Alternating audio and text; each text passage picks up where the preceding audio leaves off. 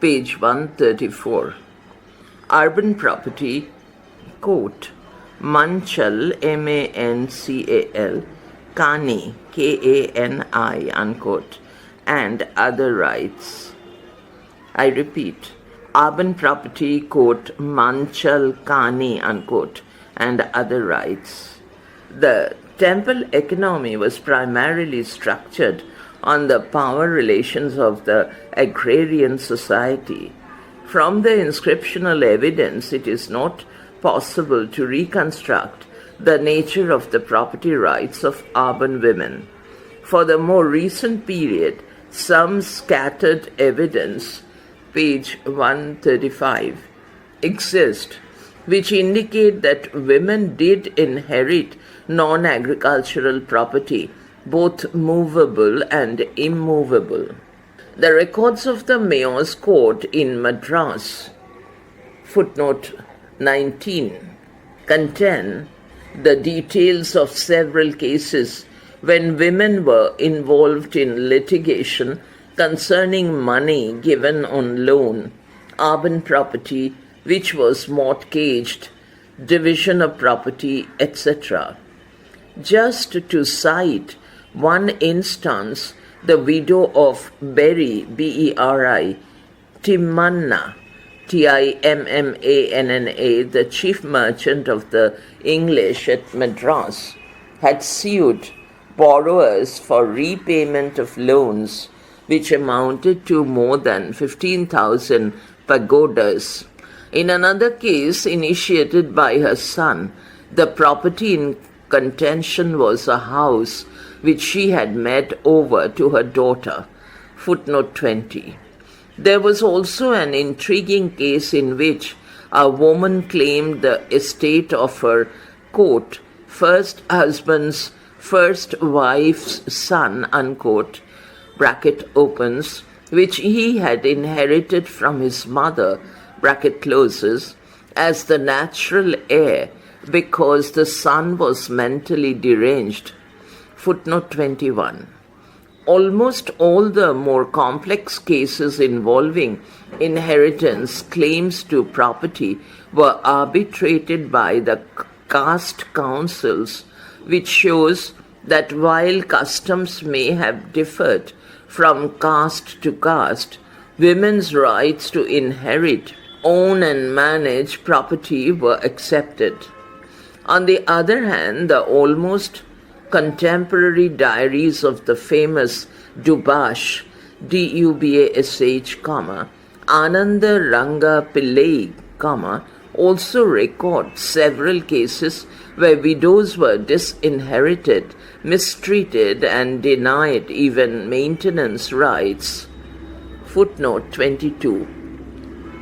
Family customs, local social mores, and in these times the attitudes of the colonial rulers all seem to have been important in the effective realization of women's rights.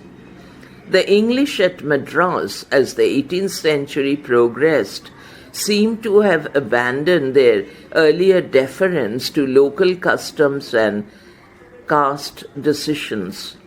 This probably explains why, at the end of the century, the litigation over the estate of the extremely wealthy merchant and Dubash, Paschayappa, P-A-C-H-A-I-Y-A-P-P-A, Pachayappa Mudaliar, dragged on, though he was survived by two widows and a daughter, until all the claimants to the estate died.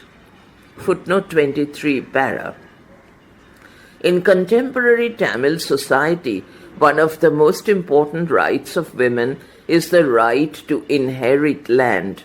This again was Stridhanam, which devolved on the female heirs and passed from mother to daughter. Usually handed over to the girl when she got married, this land was called Manchal Kani. Manchal means turmeric. The origin of this name in itself would be interesting to investigate. I have been told that the reference to turmeric indicates that this was land probably not a part of the patrilineal property on which minor cash crops like turmeric would be grown. The more plausible explanation seems to be that this was meant to provide an independent income to the daughter, which would be enough at least for personal expenses.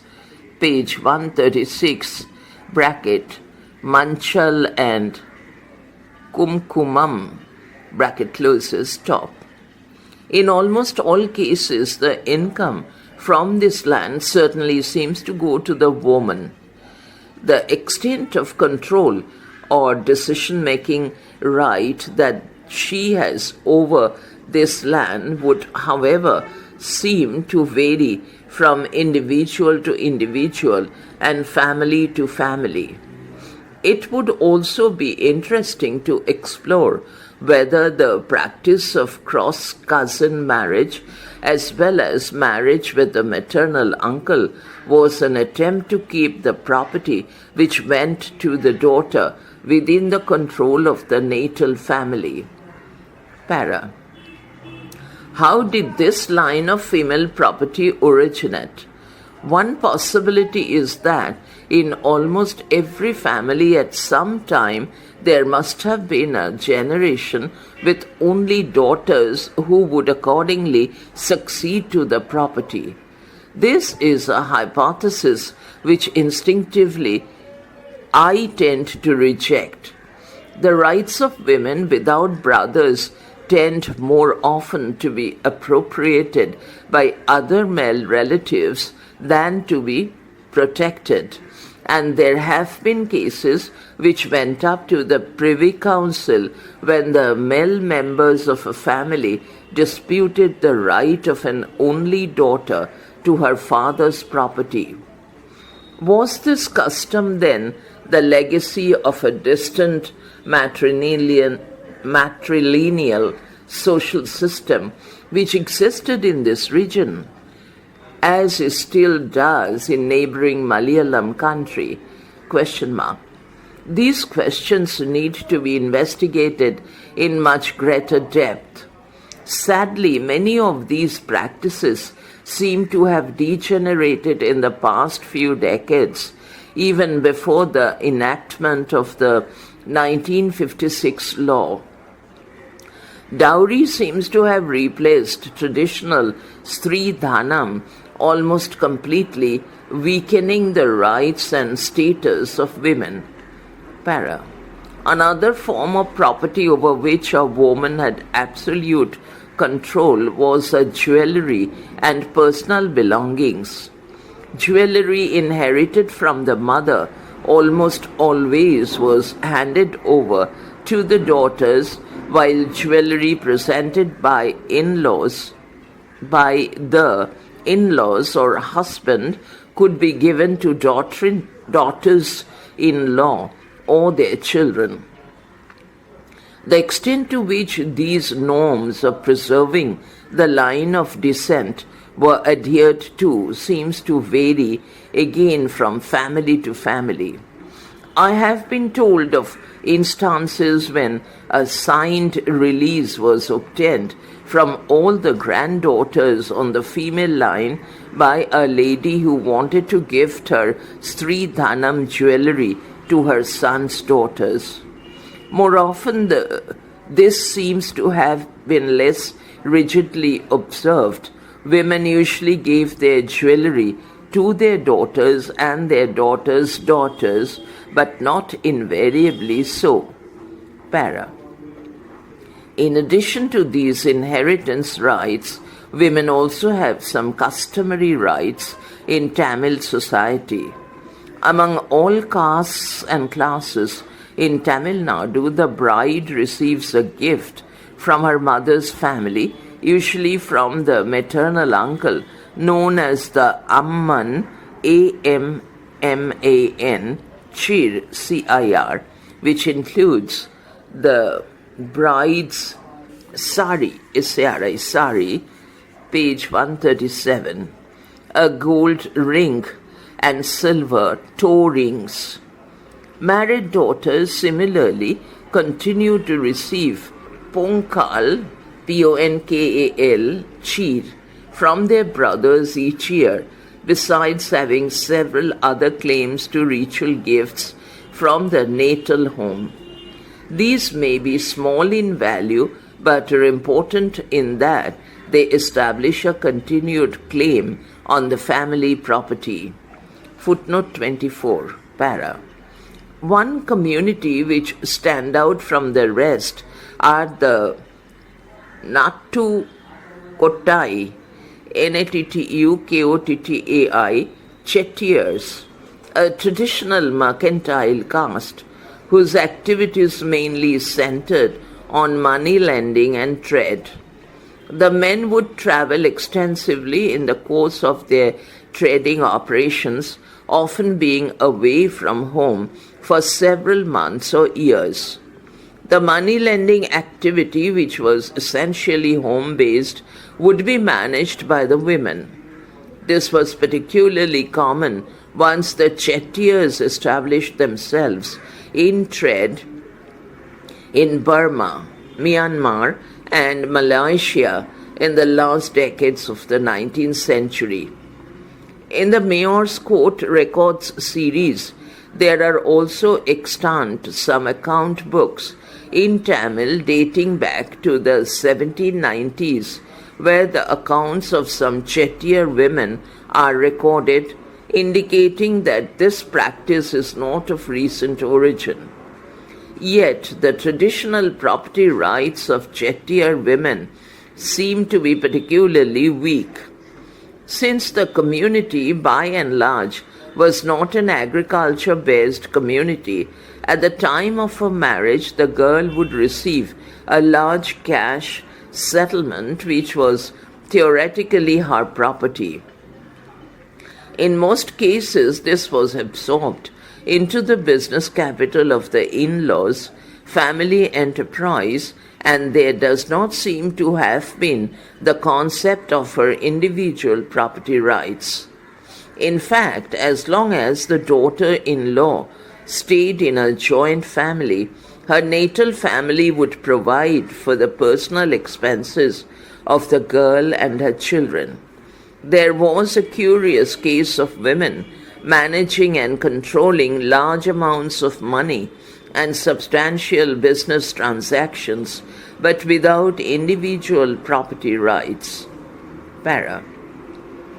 Another example of a unique locality-specific system is found in Kilakkarai, Kilakkarai, in southern Tamil Nadu. Footnote 25. This is a small coastal town where the local population, mostly Muslims, have traditionally been Chank, C-H-A-N-K, divers, D-I-V-E-R-S. Here there is a strong tradition of property which is passed on from mother to daughter. On marriage, each girl receives a house, household necessities and jewelry from her mother. When there are several daughters, the house property has to be subdivided.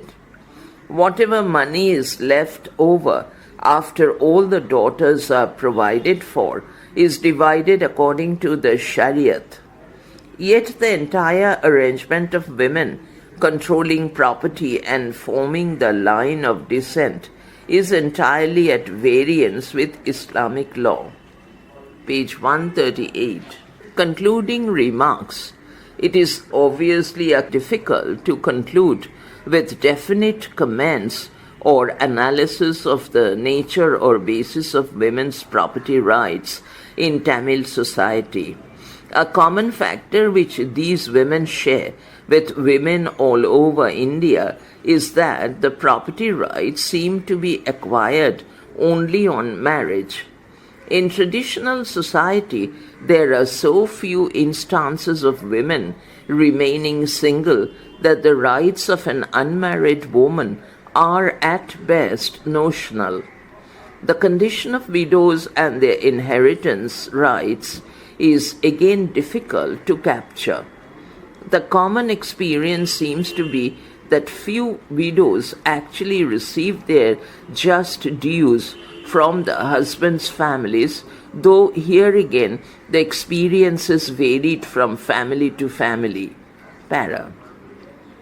One significant feature of the usage in Tamil Nadu, which needs to be stressed, is that even though the daughter was given her property when she got married, this took the characteristics of an inheritance right and not a marriage settlement or dowry arrived at on the basis of mutual bargaining between the two families.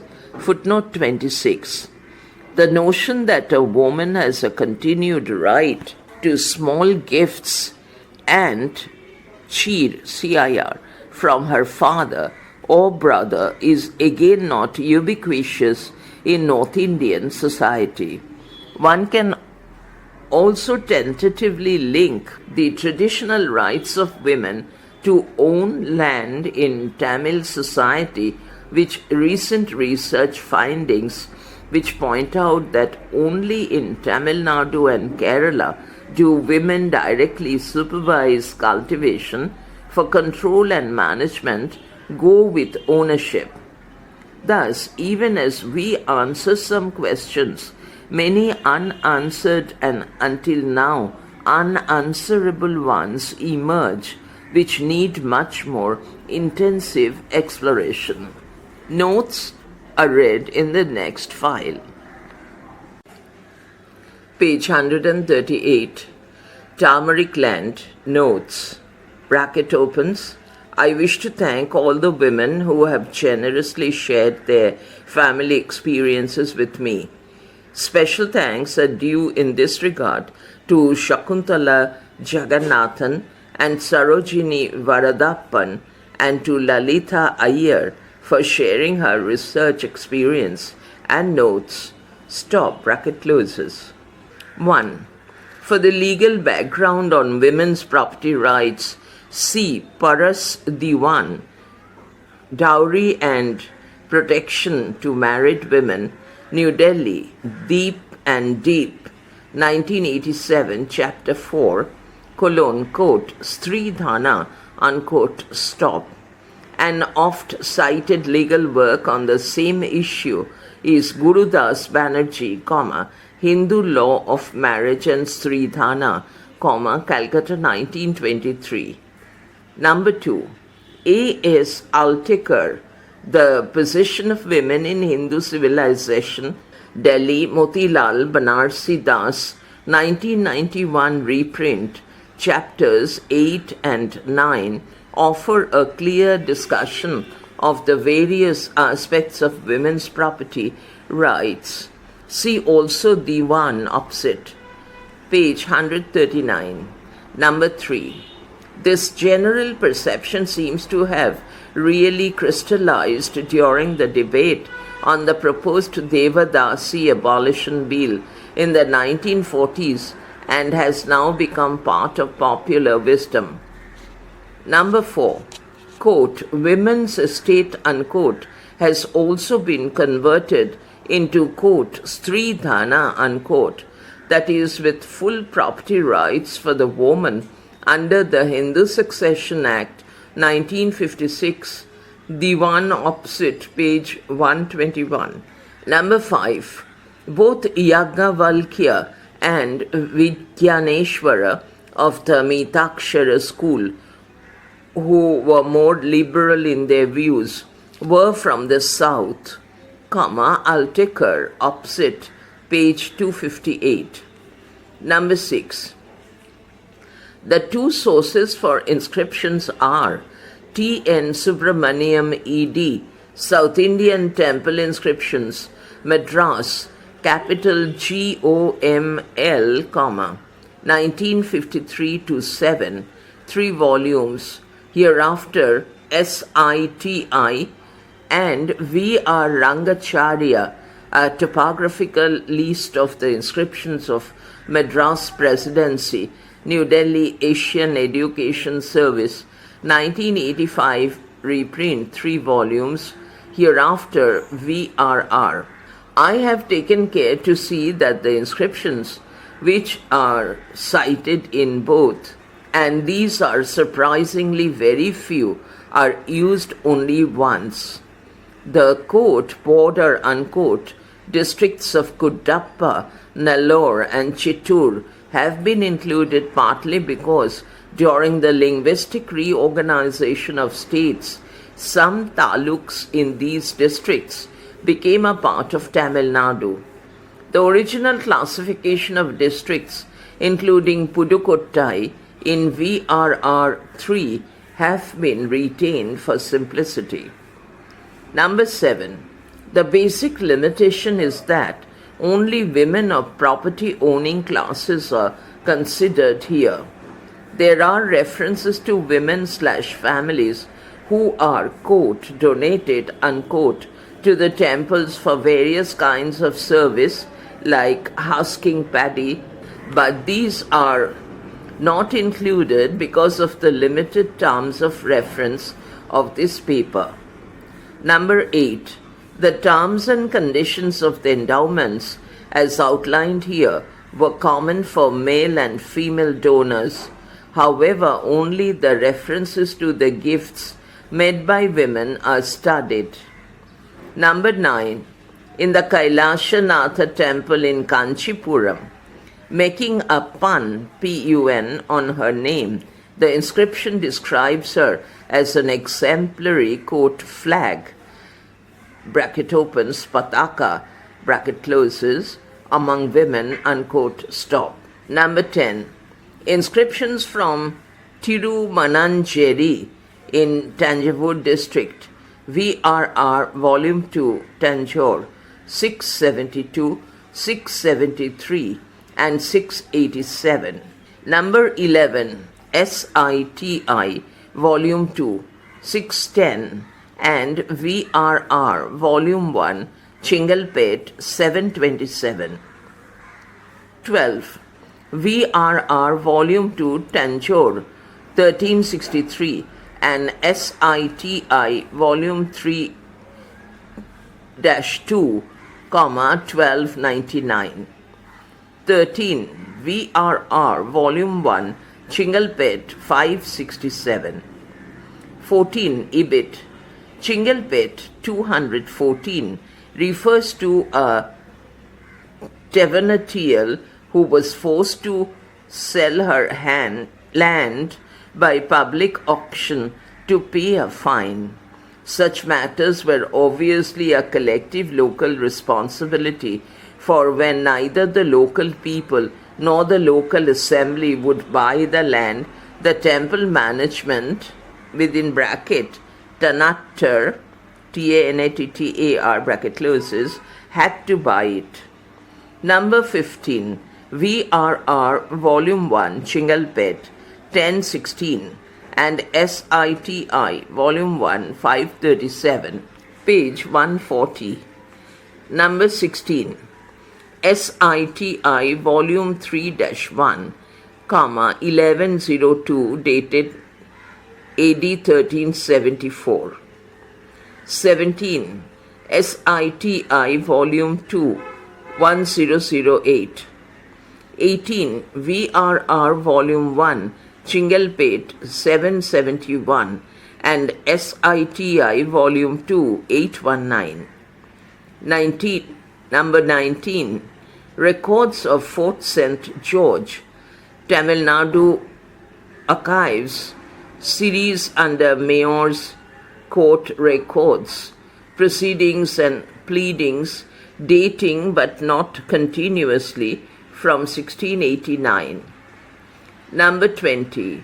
Fort St. George, Diary and Consultation Book, 22 March 1694, Tamil Nadu Archives, Mayor's Court Proceedings, 1717 to 19. 21. Pleadings in the Mayor's Court, 1744 to 5. 22. Lalitha Iyer, quote, Glimpses of Women's Lives in 18th Century Tamil Nadu, unquote, paper presented at a symposium on Ananda Ranga Pillai's diaries at Pondicherry in February 1991. Number 23. K. Srinivasa Pillai, Kanchipuram Pachiyappa Mudaliyar Charitram, Ripon Press, Madras, 1911, Tamil, from Lalita Iyer. Number 24.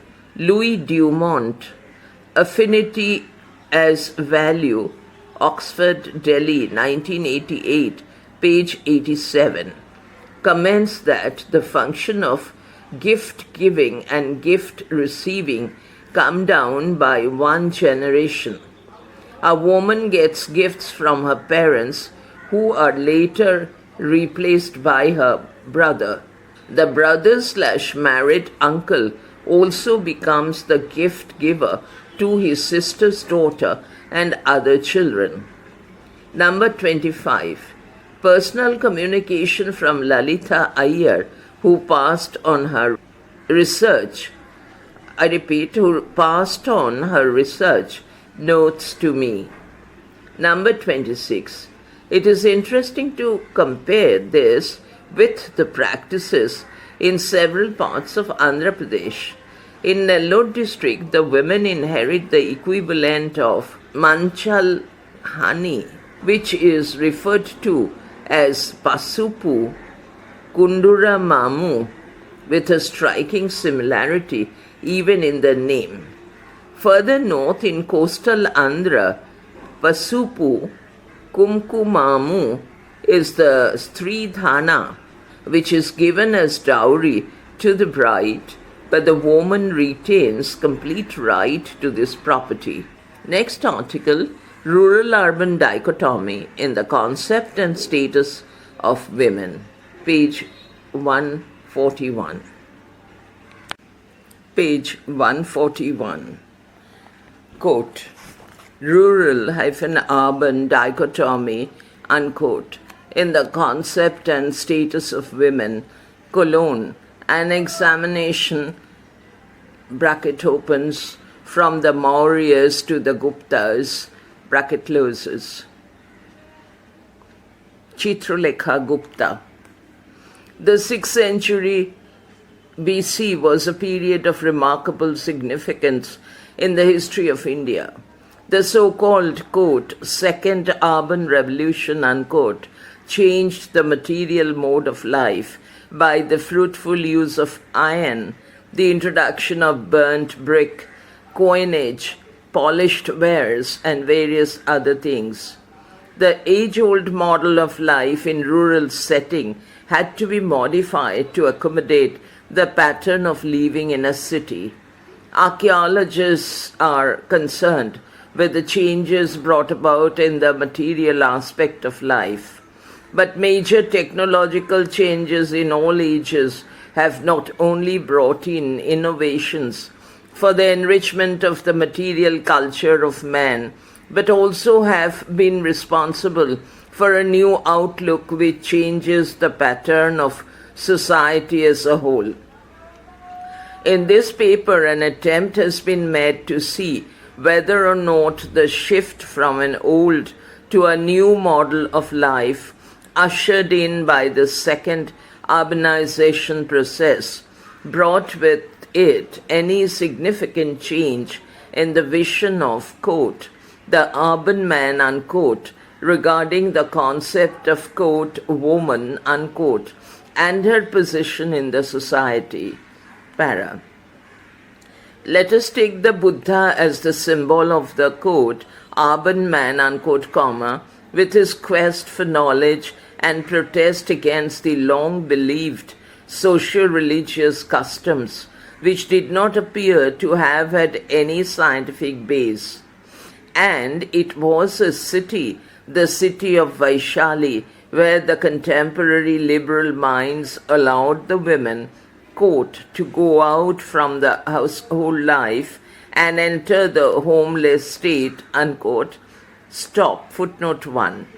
Under the doctrine and discipline proclaimed by the Buddha in search of nirvana, para, but history would show that the Buddha was reformist and not a revolutionary.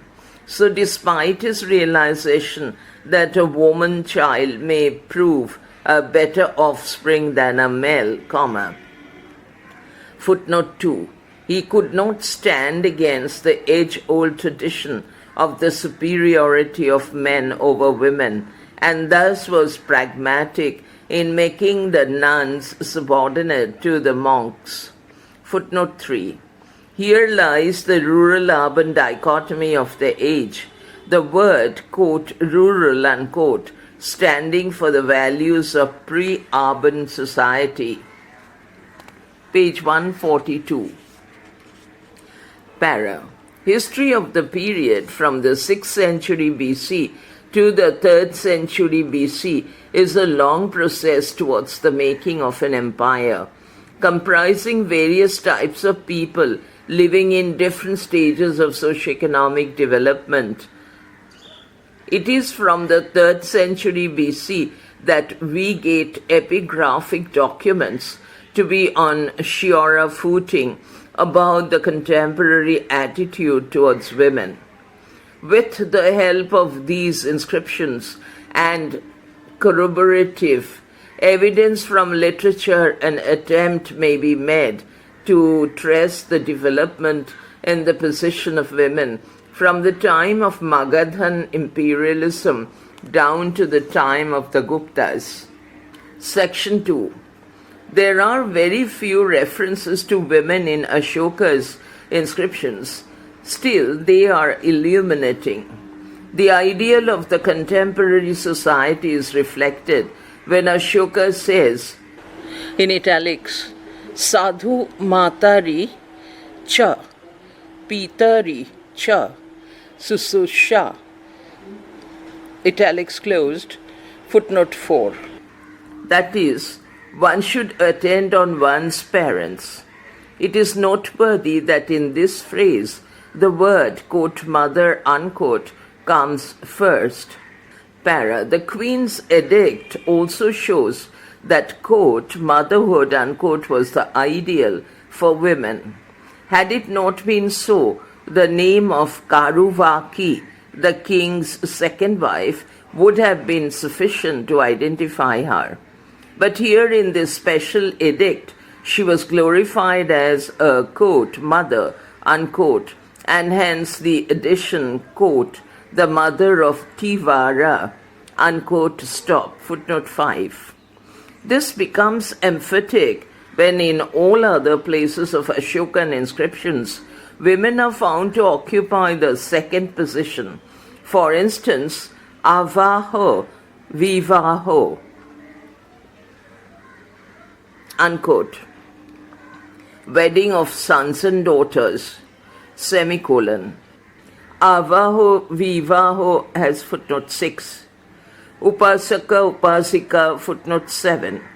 Lay worshippers, male and female, semicolon. Bhikshu, Bhikshuni, footnote 8. Monks and nuns. Para. The earliest epigraphic evidence of polygamy is also provided by the Queen's edict. Polygamy was practiced not only by royalty but also by the common people. There is an element of truth in Strabo's statement that men married many wives, some, quote, for the sake of prompt obedience, and the others for the sake of pleasure and numerous offspring, unquote, stop, footnote 9, para. Inscriptions of Ashoka suggest that by his time, the surplus manpower was provided as slaves and servants in the houses. Footnote 10, obviously, of the rich people, many of whom must have flocked to the cities. Utility of women in household affairs thus decreased among this section, and women became objects of use and enjoyment, as Strabo has said. Para. Since the contemporary ideal of womanhood was to be a mother, this could only be achieved through marriage, and in marriage it was the choice of the male, page 143, which mattered most. Arian, Arrian, has said that as soon as the girls became of marriageable age, they were, quote, brought forward by their fathers and exposed in public, to be selected by the victor in wrestling or boxing or running, or by someone who excelled in any other manly exercise. Stop unquote footnote 11. The kernel of truth in the statement should not be overlooked. Once married, these women are known from Ashoka's inscriptions to have performed trivial and meaningless ceremonies on the occasions of illness, weddings of their sons and daughters, and the setting out on journeys. Footnote 12. Thus, Ashoka's inscriptions do not provide a picture of liberated and emancipated woman. We may stop here to analyze why the spirit of women's liberation, starting in the 6th century BC, did not appear much ahead. The primary reason was that there was no urban revolution in the 6th century BC. Urbanization was a gradual and slow process, and rural centers dominated over the urban foci due to the basic rural nature of Indian economy at that stage. It is also to be remembered that Buddhism or Jainism could only give vent to the Protestant attitudes, but could not replace the Brahminical and traditional views of the society. There was always a tension between the city and the village in the Brahminical fold. Footnote 13. The whole focus of the Brahminical lawmakers was on ruralism with all its customs and beliefs. Naturally, villages with their norms and modes of life infiltrated even into the urban model of existence. In spite of these, it may be suggested that the women of urban centers enjoyed some privileges and developed such consciousness as distinguished them from the women of villages. Most of the poetess-nuns of the Therigatha came from cities like Vaishali, Shravasti, Rajagriha, Kaushambi, etc. The nuns and the upasikas of Ashoka's inscriptions may also be grouped in this category. The Queen's Edict of Ashoka, footnote 14, is particularly important because through it he has given formal recognition to woman's freedom to make gifts of both movable and immovable properties belonging to her. On the basis of this inscription, it may be suggested that upper-class women, by virtue of their Stridhana, could enjoy some sort of freedom or position which were denied to ordinary women in the contemporary social milieu. The donative records of Bharhut ascribed to the Shunga period reveal that religious gifts were made by many a woman, both nuns and female lay worshippers. Footnote 15, page 144. It is interesting that most of these women did not care to introduce themselves with reference to someone else. Out of about 30 such donors, excluding the nuns, only 7 have been introduced through their husbands or sons. We may call it the reflection of the conscious urban mind, since these women are known to have come from cities and towns like Vidisha, Pataliputra, Nasika, Nandinagara, Karahakata, etc. Footnote 16. These inscriptions also speak of physical mobility of urban women who came a long way from Pataliputra or Nasika to pay homage to the Buddha. Section 3. By the 1st century BC/AD, India entered into a new phase of urban development backed by brisk mercantile activities with China on the one hand and the Roman world on the other. Mathura during this phase became an important center not only of Shaka Kushana administration but also of economic activities. It has been suggested that from the economic point of view, Mathura's special feature lay in not possessing a strong rural base. Whatever importance it enjoyed in crafts, commerce and urbanization was derived mainly from certain economic and technological developments which characterized almost the whole of northern, western and a good part of coastal India. Footnote 17. So a survey of Mathura inscriptions will be helpful in determining the position of women in urban society during this phase of productive economy. Whether or not they served as models for rural women as well may be known by comparing and contrasting literary evidence with that of the inscriptions. Para. In the Mathura inscriptions also, we get references to two types of women, those who became nuns and those who remained at home. In the first category, there were till then renowned nuns who had great influence upon housewives and could induce them to make religious gifts. Two inscriptions deserve special mention in this connection. One records the setting up of a bodhisattva image at Madhuvana by the nun Dhanavati.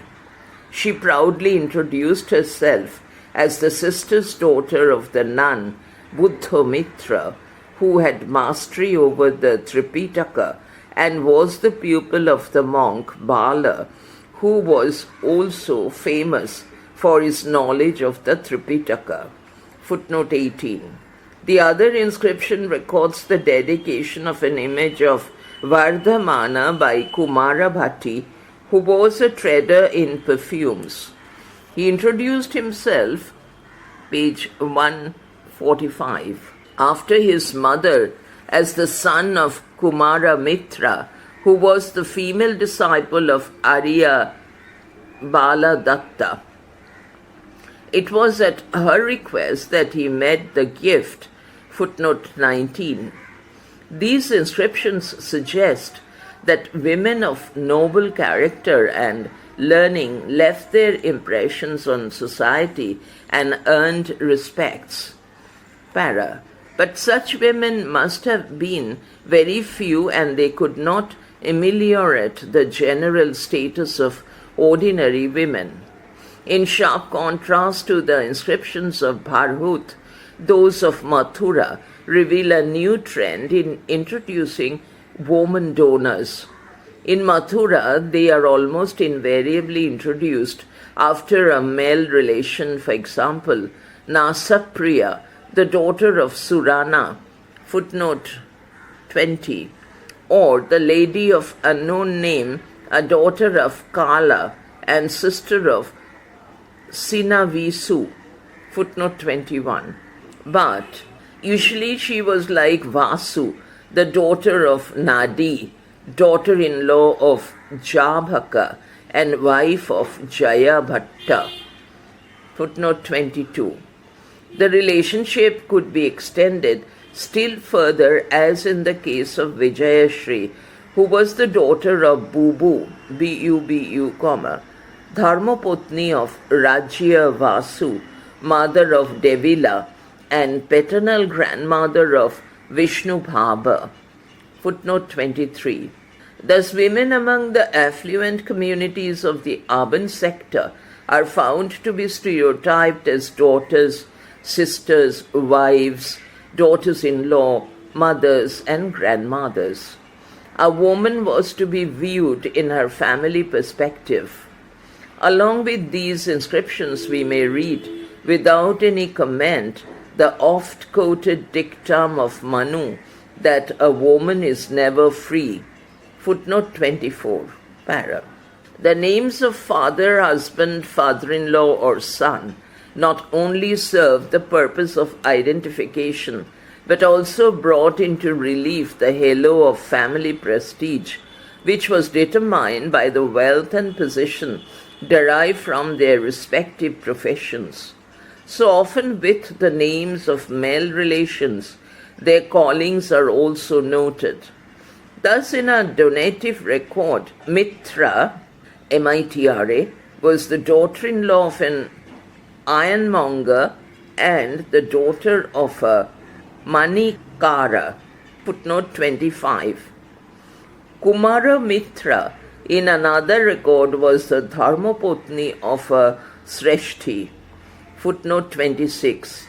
Similarly, Jita Mitra was the mother of a Gandhika.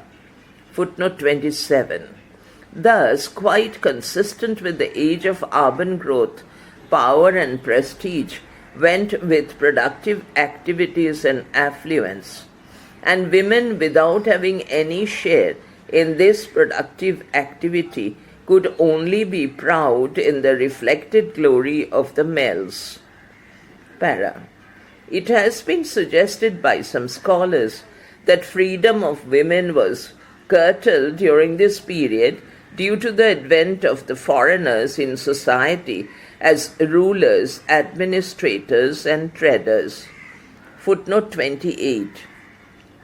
Manu has advised a man to guard carefully his wife, otherwise she would be a cause of sorrow both to her paternal and in-law families. Footnote 29. The Puranas also betray their anxiety to check the laxity of women caused by the foreigners. Footnote 30. The male-dominated society thus guarded their women, page 146, against the foreigners and others, and placed them in inner apartments of houses to play their roles therein. It is during this period that we get from Mathura a donative inscription of one Kathika, who was the Abhyantara Pashtapaka, Abhyantaro Pashtapaka, footnote 31, that is a special servant for the interior. Para. There were in the cities other types of women too, whom we may call working women. Kautilya has referred to some of them. Footnote 32.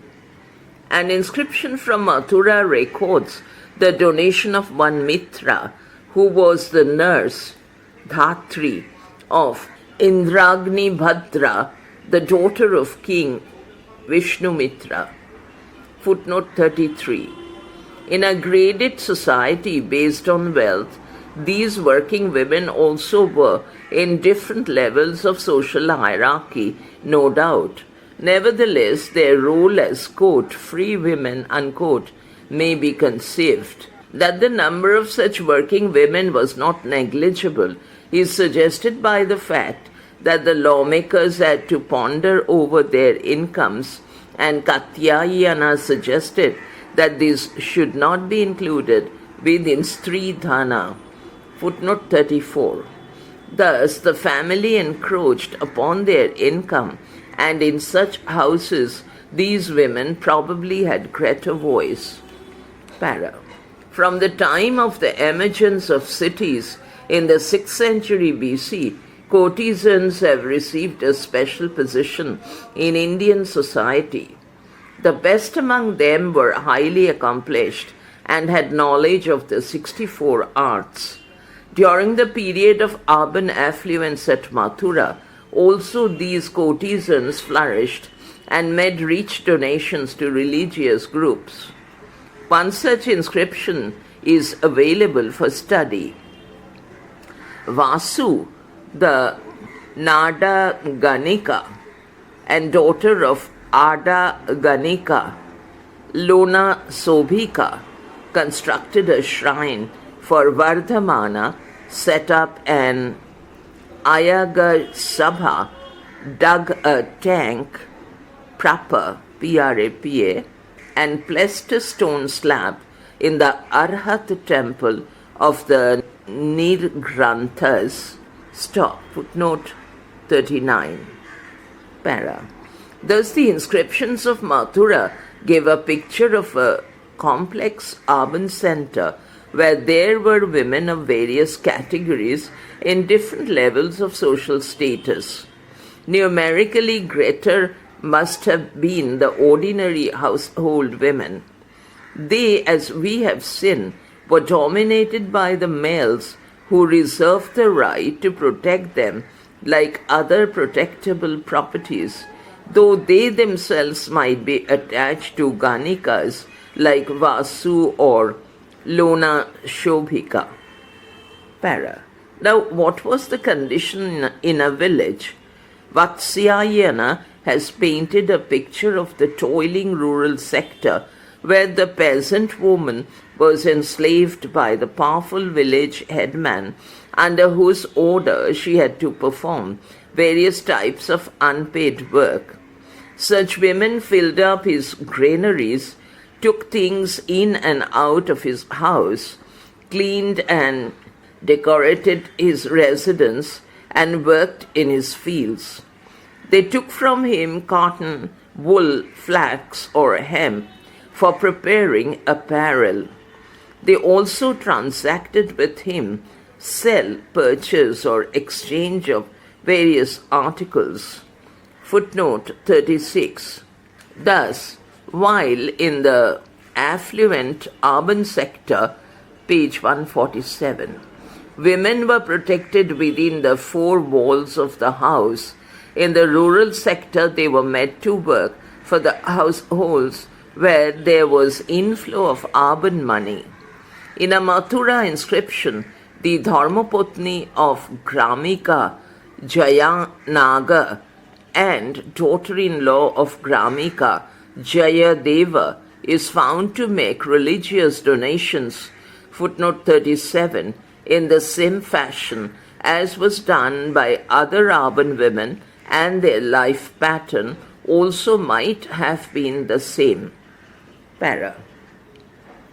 In the background of the economy of contemporary age, we may restudy in this connection the Jogi Mara cave inscription of Sutanuka, the Devadasi of Varanasi, who used to love Rupa Daksha Devadatta. Footnote 38. It is needless to say that their love did not receive its natural fruition in marriage, because a Devadasi or slave of God had no freedom to bestow her love on anyone else except the deity to whom she had been given. However, we need not be more pitiful towards Sutanuka than to any other housewife, because the latter had no better position in contemporary society than a Devadasi. A wife is enjoined by Manu to respect her husband as a god, quote, even though he might be destitute of virtue, or seeking pleasure elsewhere, or devoid of good qualities, unquote. Stop. Footnote 39. Thus she was unto her husband what Sutanuka was to her god. Para. The position of women does not appear to have changed during the time of the Guptas. The Basar, B-A-S-A-R-H, seal, S-E-A-L, of Dhruva Swamini is a case in illustration. She was the wife of Maharaja the Raja Chandragupta and mother of Maharaja Govinda Gupta. Footnote 40. The role of Kumara Devi in Gupta administration is highly hypothetical. Prabhavati Gupta's assumption of power as regent of her son was demanded by exigency of the state. Para. Freedom of women was curtailed further during this age. nuns ceased to be admitted into the Buddhist order. Footnote 41. Women were still objects of enjoyment. Mere physical attractions of feminine beauty were described in the Prashastis of the kings. Footnote 42. It was during this age that the dreams of getting charming heavenly damsels were infused into the hearts of men. Footnote 43. And to conclude, the first epigraphic evidence of sati comes from this age.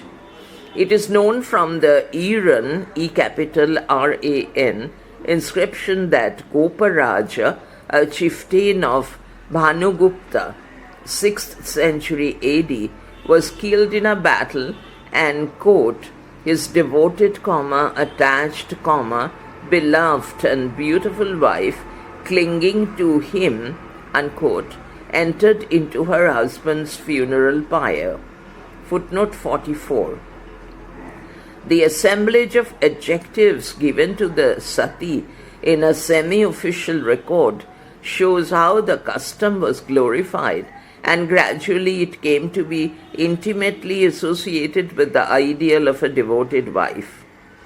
Para. So, even if we assume that Kumara Devi or Prabhavati Gupta, page 148, had real power in their hands, we cannot conclude that the status of women was high during the Gupta period, the so-called, quote, golden age, unquote, of Indian history.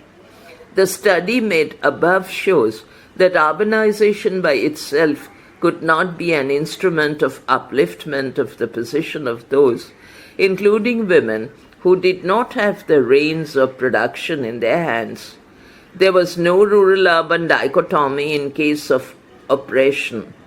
There were only variations in the outer surface of their modes of physical existence. Notes.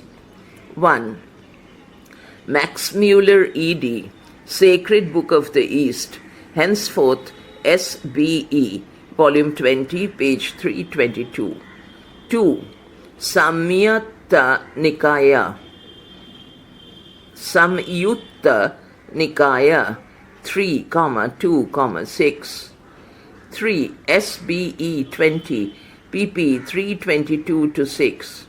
4. D.C. Sarkar, Select Inscriptions, Volume 1, Calcutta 1965, 2nd edition, henceforth S.I., page 19. 5. Ibid, page 69. 6. Ibid, page 28. 7. Ibid, page 74. 8. Locksit. 9. R.C. Majumdar, The Classical Accounts of India, Calcutta 1960, page 270. 10. Sarkar, opposite, pages 28,31. 11. Majumdar, opposite, page 231. 12. Sarkar, opposite, page 28. 13. A. Ghosh, The City in Early Historical India, Shimla, 1973, pages 53-6. 14. Sarkar, opposite, page 69. 15. Luders, Luders apostrophe, list, numbers 687-903. 16. For identification of the places, see P. Gupta, Geography in Ancient Indian Inscriptions, Delhi 1973, and P.K. Bhattacharya, Historical Geography of Madhya Pradesh from Early Records, Delhi 1977.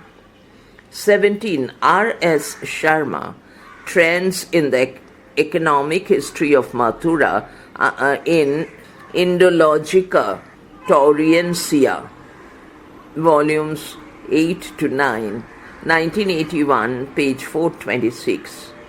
18. Luders List, number 38. This Buddha Mitra is also known from the Kosam image inscription of the time of Kanishka, CSI, Roman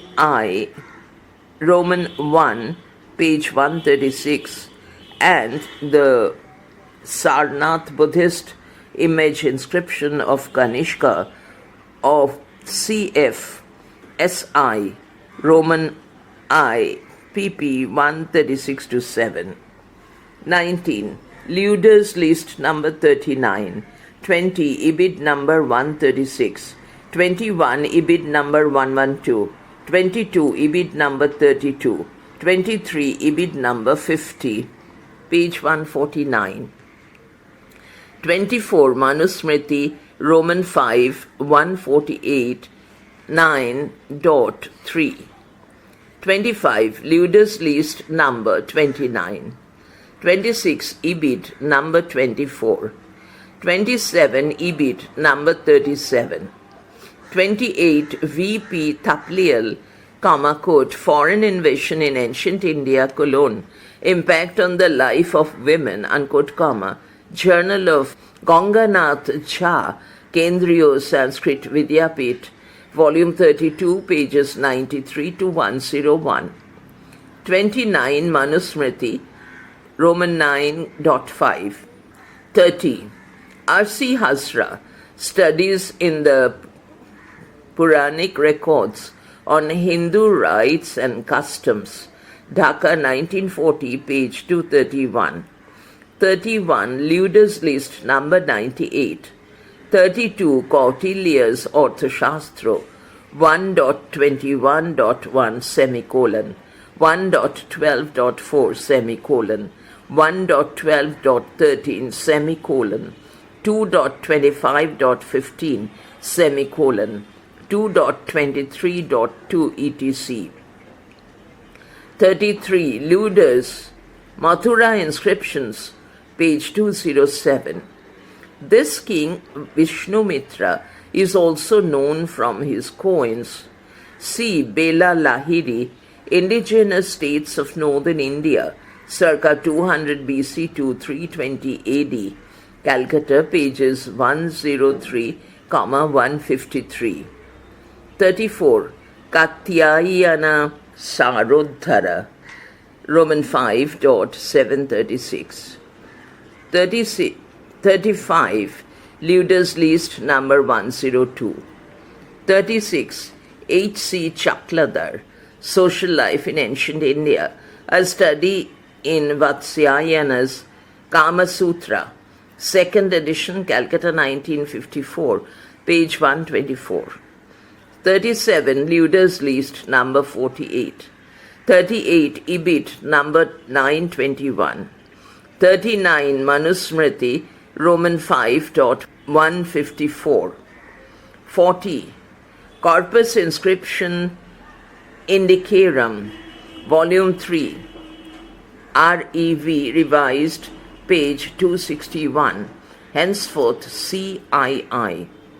41. A.S. Altekar, quote, Ideal and Position of Indian Women in Social Life, unquote, Great Women of India, ED, by Swami Madhavananda and R.C. Majumdar.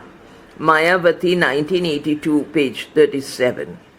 42. CII, volume 3, revised, pages 326 to 7. 43. Ibid, page 264. 44. Ibid, page 353. The article ends here. In the next file, the article is Aspects of Women and Work in Early South India, page 150. Page 150. Aspects of Women and Work in Early South India, Vijaya Ramaswamy. The Chankam literature, CANKAM, of South India makes a significant contribution towards our understanding of the role of women in the early South Indian economy.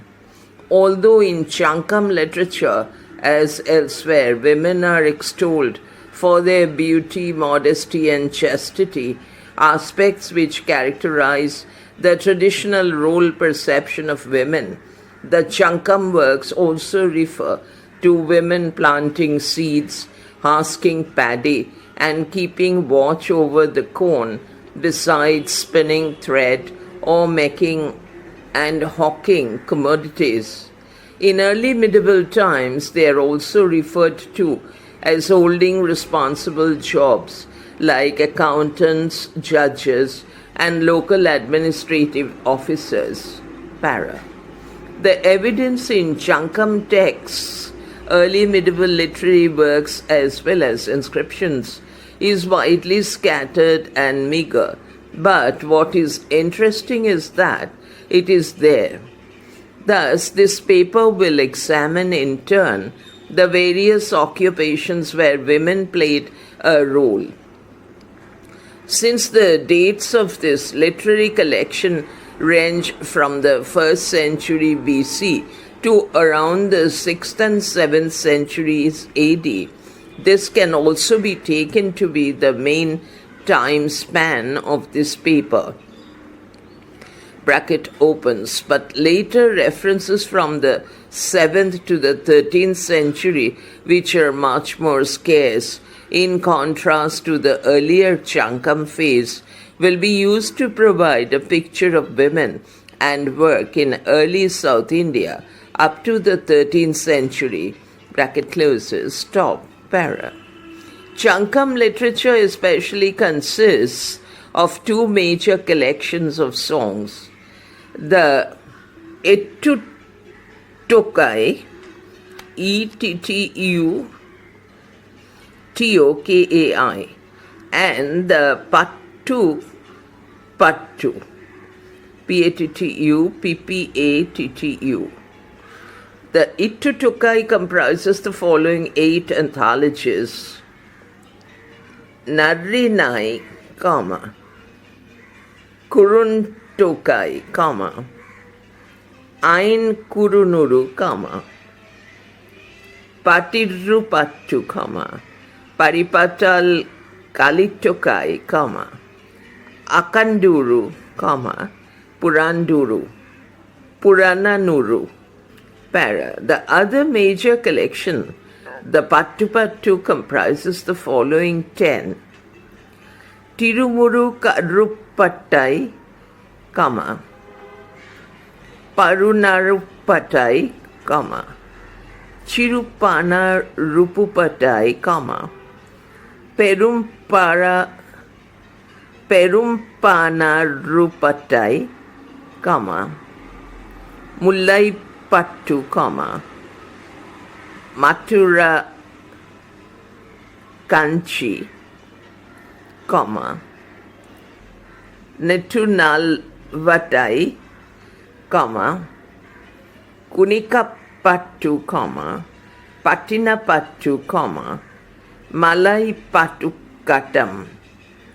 Para. It is estimated that these two major collections together consist of roughly 2,300 songs. The Chankam literature gets its name from a college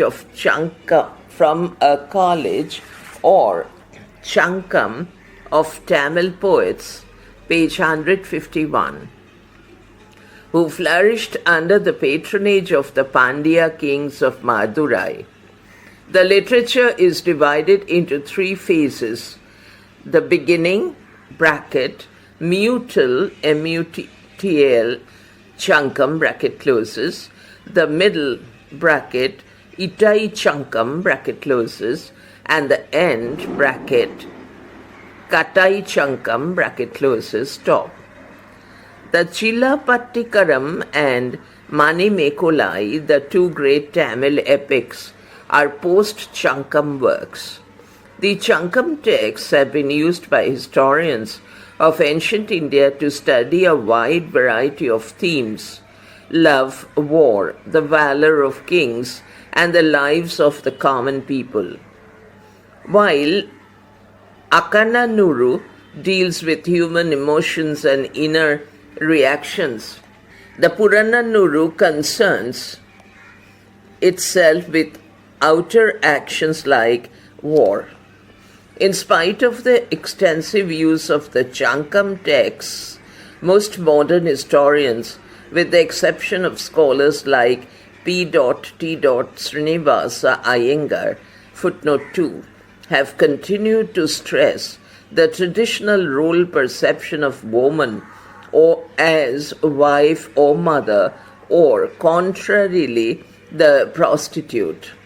It is, however, the particular aim of this paper to reconstruct the economic activities of women on the basis of Chankam literature, an aspect that has suffered comparative neglect even at the hands of such eminent historians as T.N. Subramanian.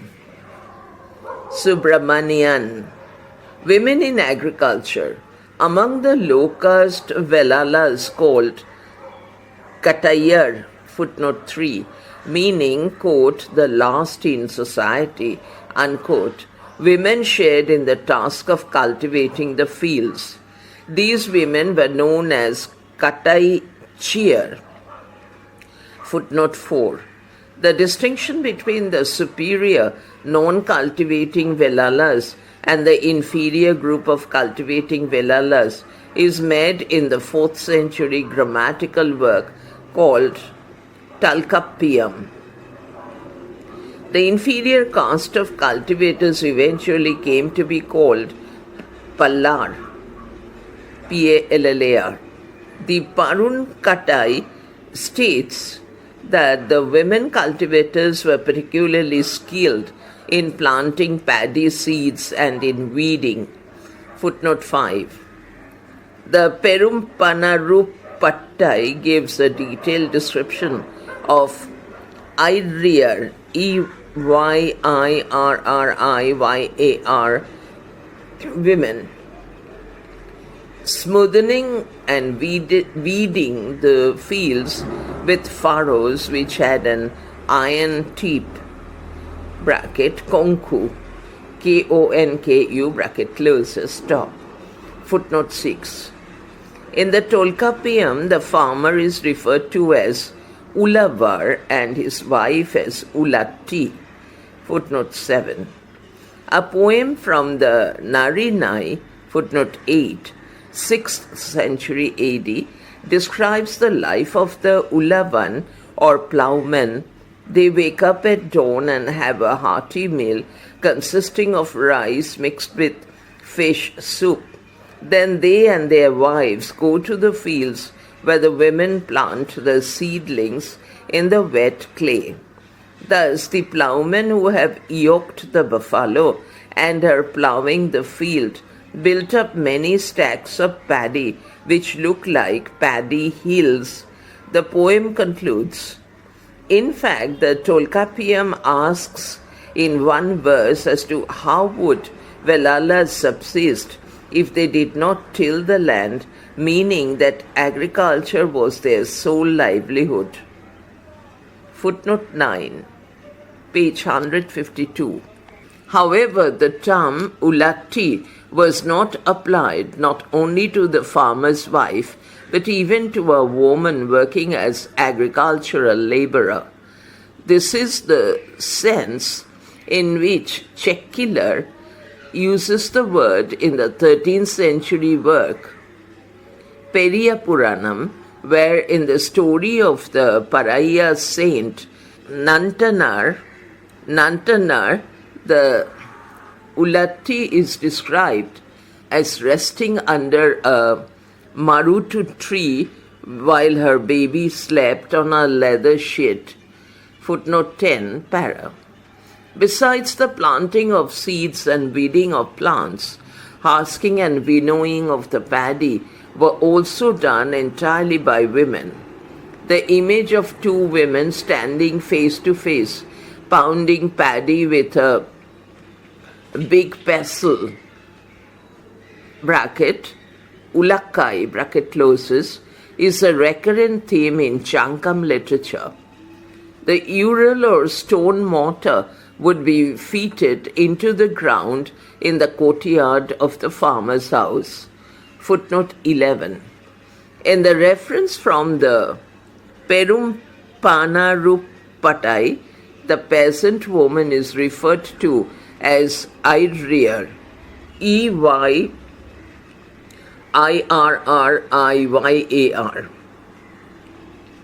The Malay Patu Katam, footnote 12, and the Karuni Tokai, footnote 13, both belonging to the 5th or 6th century AD, refer to the women singing as they rhythmically pound the crane. This style of folk song is known as Vallai Vallai Pattu. The Malay Patu Katim uses the epithet Kura Makal, or women of the hills, bracket opens, these days taken to be gypsies, bracket closes, for these Kurinchi women.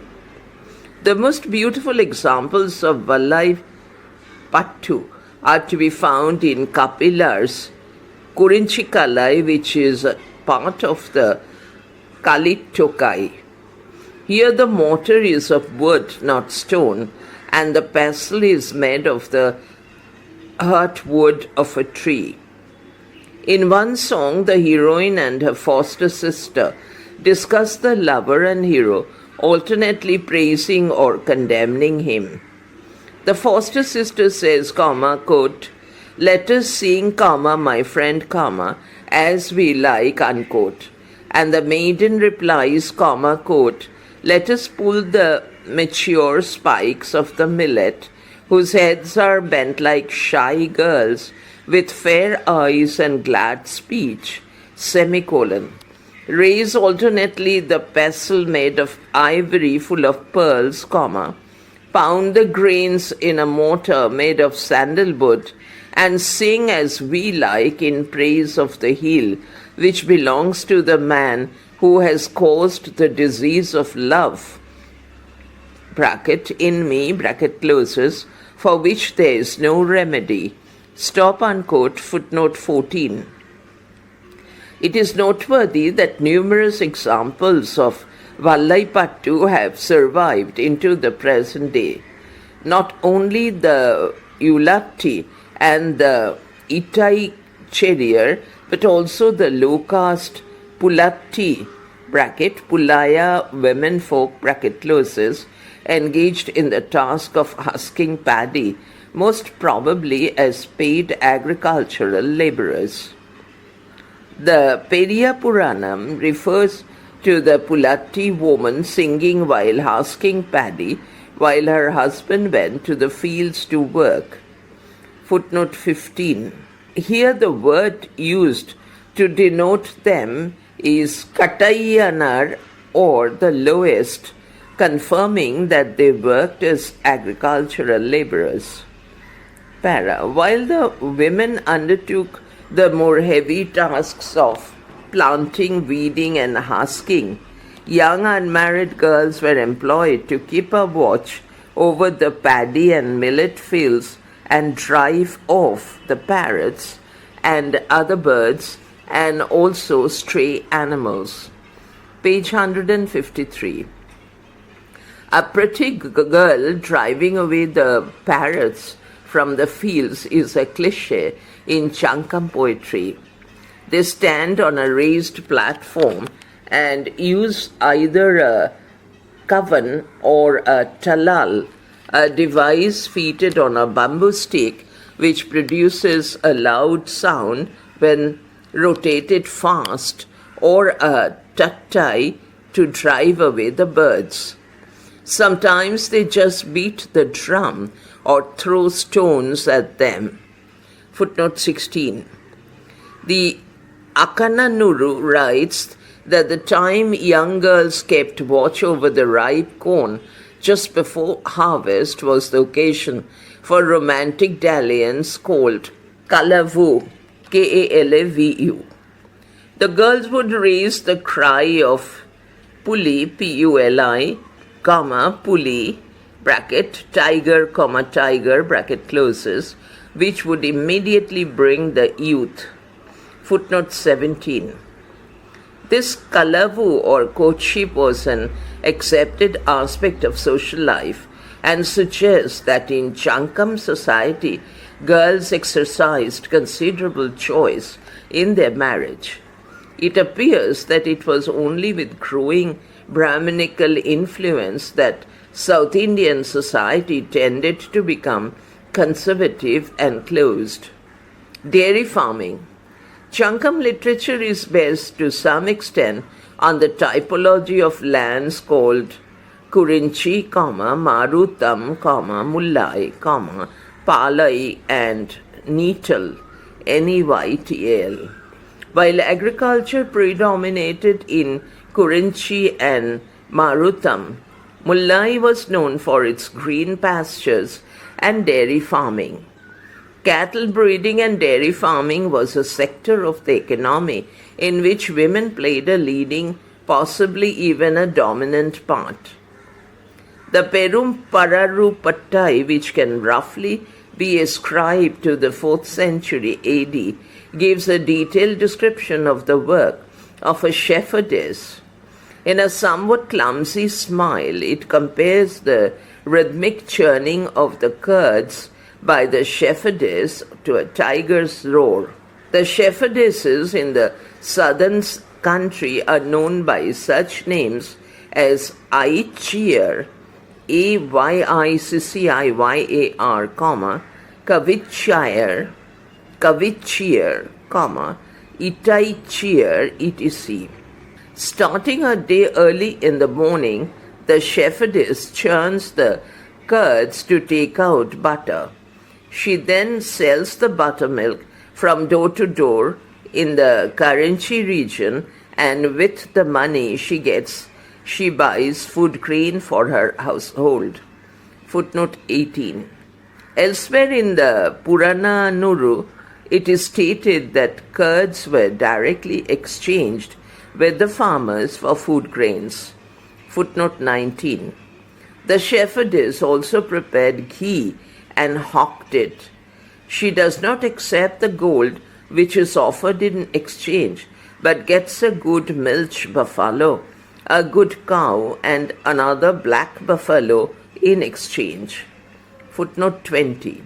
This judicious capital investment enables her to expand her business.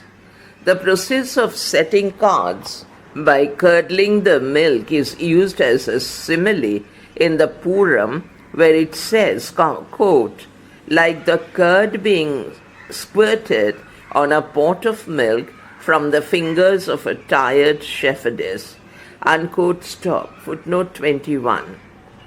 The Puram also says that in the Pandya country, page 154, the prosperous housewife exchanged paddy for the goat meat brought by the shepherdess. Footnote 22. At home, the Kavalar woman prepared red tinai rice, which was consumed with milk and also offered to guests. Footnote 22. They also ate meat, especially venison. Footnote 24. As did almost all lower castes. The Perupanarupattai says that in front of their thatched huts, the hides of skinned goats were spread on wooden cots to dry. Footnote 25. In the Chilappatikaram, it is said that Kovalan and Kannaki stayed in the house of a shepherdess called Madari, who naturally was a worshipper of Krishna. In the Tiruppavai of Antal, bracket 7th century AD, bracket closes, the image of the dusky shepherdess with her heavy chains and clinking bracelets, churning the curds at dawn, occurs repeatedly. Stop. Footnote 26. The handloom industry. Among the domestic industries, the most important was the handloom industry. Spinning in South India was done and is still done entirely by women, while in the north, especially in the hills, men can also be seen spinning on a spindle. While the spinning of thread was also done by housewives, it was by and large the sole occupation of widows and unmarried or destitute women. Such female spinners are referred to in the Chankam literature as Parutti Pentukal. The Purana Nuru uses the expression Parutti Pentir Pannaval for the thread carded by spinning women. Footnote 27. The verse goes, quote, "Let us eat bits of meat soaking in oil, which reduces the anger of the fire and makes them soft, like the carded cotton thread used by women for spinning, and drink large pots of toddy together." Unquote. Stop. The Narrinai says that widows spun fine thread. Footnote 28. While here the word Alil Pentir, literally without man, is used for widows, they are also elsewhere referred to as Kaimai Pentir. Footnote 29. References to women spinners continue into the early medieval period. In the 13th century, the Veera Shaiva movement began under Basava and absorbed into its fold many of the lower castes like craftsmen, weavers, and oilmen.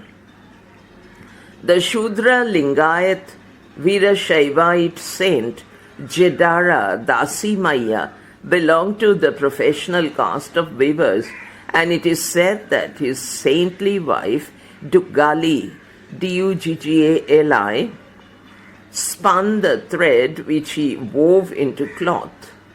Footnote 30. Remmavi, Remmavive, another Shaiva devotee, acquired the nickname of Kadir Remmavi because of her profession of spinning yarn. That women spinners continued right into the Vijayanagar period is attested by Srinatha, 15th century, in his Pulnattu Veeracharitra, where he says that in Palnad, while the farmers ploughed the field, their wives spun thread. Footnote 31. Page 155, para. Right up to the present times, women are actively engaged in spinning and dyeing. The evidence of South Indian literary texts in this respect is bolstered by the evidence of Vedic texts. The Satapatha Brahmana states, Tat vai etat strinam karma yad urna sutram, that is, spinning is the work of women. Footnote 32. Another Vedic text, the Krishna Yajurveda Taittiriya Samhita, makes the curious statement that women engaged in spinning and weaving were considered impure. Footnote 33. Women also engaged in the work of dyeing cloth, and the Vedic texts refer to them as Rajayatri, Rajayitri. Footnote 34. Going by the evidence of Vedic texts, weaving seems to have been the occupation of many women, although there are also references to male weavers. The weaving women are referred to as Vayatri, Gnas, Gyastva, Krantan, Apaso, Tanvala, Vaitrio, Vayan, says the Panchavingsha Brahmana. Footnote 35.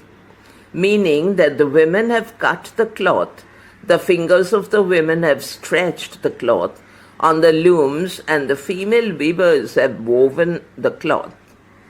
The weaving was generally done by them in their homes In South India, however, one fails to come across any reference to women weaving.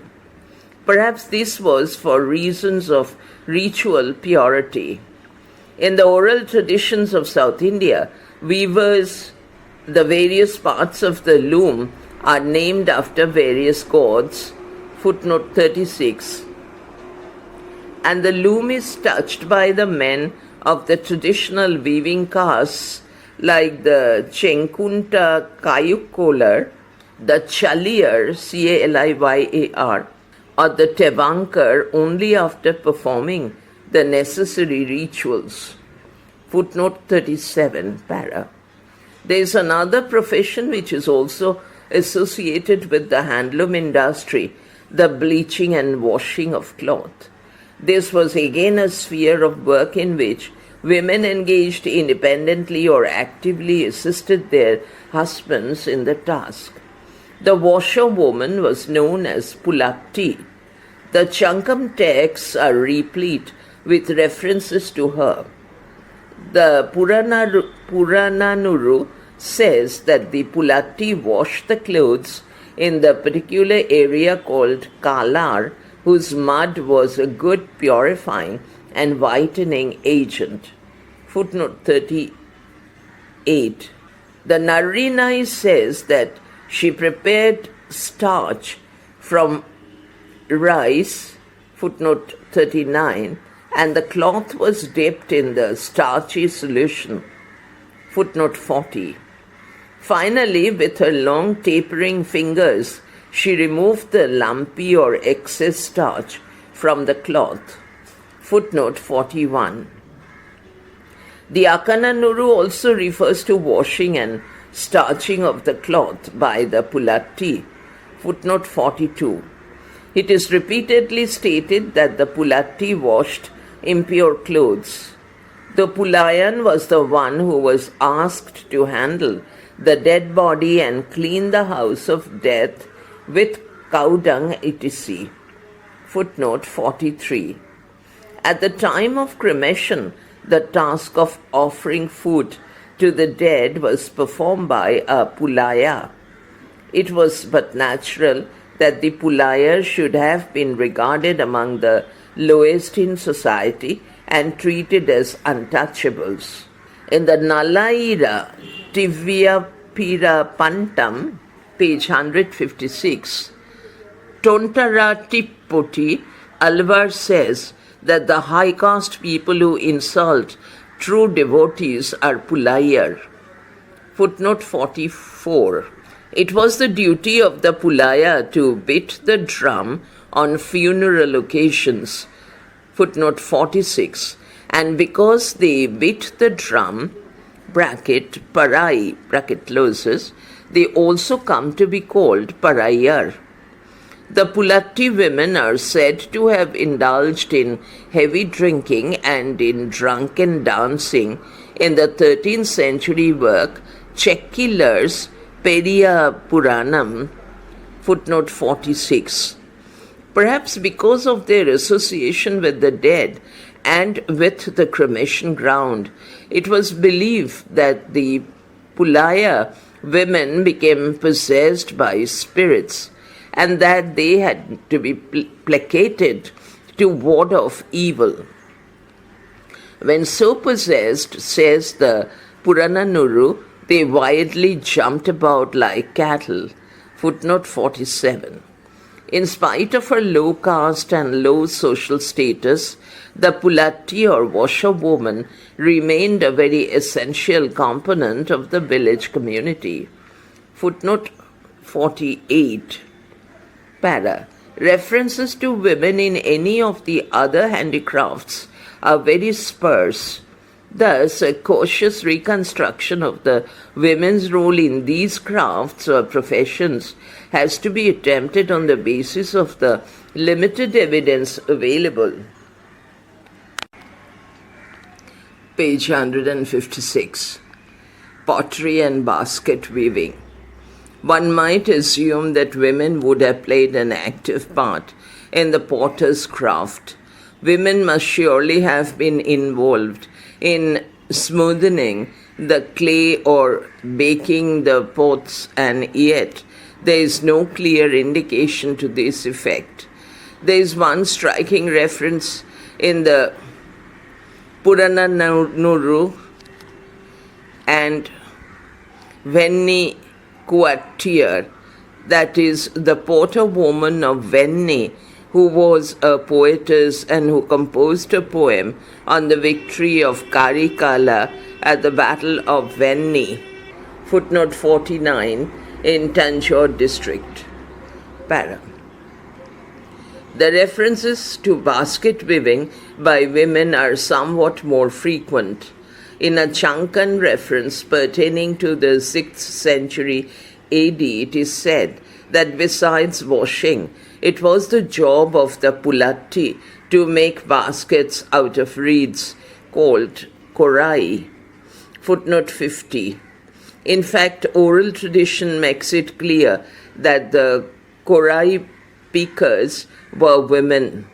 In one Tamil folk song, the korai picker sings, quote, opens, "As I come to cut the korai growing around my house, my lord, growing around my house, you threaten me as a foolish slut, my lord, you come to threaten me. Even as I go to pick the korai around the lake, my lord, around the lake," page 157. "You should know I am heavy with child, my lord, you should know."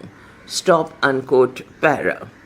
In the Andhra and Karnataka regions, the basket weavers belong to the Medara caste. There is a reference to women basket weavers whose work is known as Kantakara Vritti in the 14th and 15th centuries in Ballavacharya's Kridabhi Ramamu.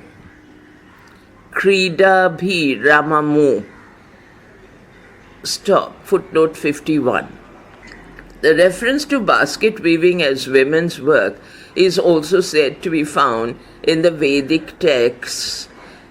Footnote 52. The work was apparently very low paid, and the Medara women were poor because the Kridabhiramamu, footnote 53, says that many of these women basket weavers took to prostitution out of compulsion. Besides korai mats and baskets, baskets were also made of panai olai, footnote 54, or palm leaf, or bamboo called mankil, mankil. Baskets were known by various names such as kutai, vatti, and putil. Footnote 55. The old type of baskets and coconut leaf or palm leaf umbrellas are still a common sight in South India, and these are still being made largely by women. Basketry is the specialized craft of the Parava, within bracket, fisherwoman, bracket closed, of Kerala, and in Tamil country. The women of Ramanathapuram are known today for their intricate basket work. Pidh work, a craft in which women are said to be as skilled as men, is pidh work, called netti in South India. The plant known as shola has soft, flexible stems with spongy cellular tissues in them, and also in the branches. The reference to pidh work is found in the Chankan and post-Chankan literature. Chankam and post-Chankam literature. The Chilapattikaram refers to the netti work done in Pumpuhar and the sale of netti products in the markets of Pumpuhar. Footnote 56. With neti were made flowers, toys, hair decorations, especially marriage coronets, etc. Footnote 57. The Chankam texts, however, do not make any reference to the people who did neti work, but since this is still an important craft in South India, one may presume that as now, so then, women must have played an active role in this craft. In Karnataka, among the Gudagaras, an ancient caste of craftsmen, the men carve wooden figures while the women engage in peat work. Footnote 58. Extraction and sale of oil. Extraction of oil from gingerly seeds and also fish was an important industry. While there is evidence as to the use of gingerly oil in the Chankam age in texts like Nadri Nai and Purananuru, footnote 59, page 158, there is no evidence as to whether women participated in the extraction of oil. However, the extraction and sale of fish oil seems to have been done by fisherwomen. The Parunarupatan, footnote 60, says that fish oil and toddy were exchanged for honey and edible roots. There are a few medieval references to women extracting oil from the champanki, bracket, highly scented flower, bracket closes, and selling it. Footnote 61. The Kridabhiramamu of Ballava Raya says the Teliki women extracted and sold champanki noon, that is champangi oil. Footnote 62.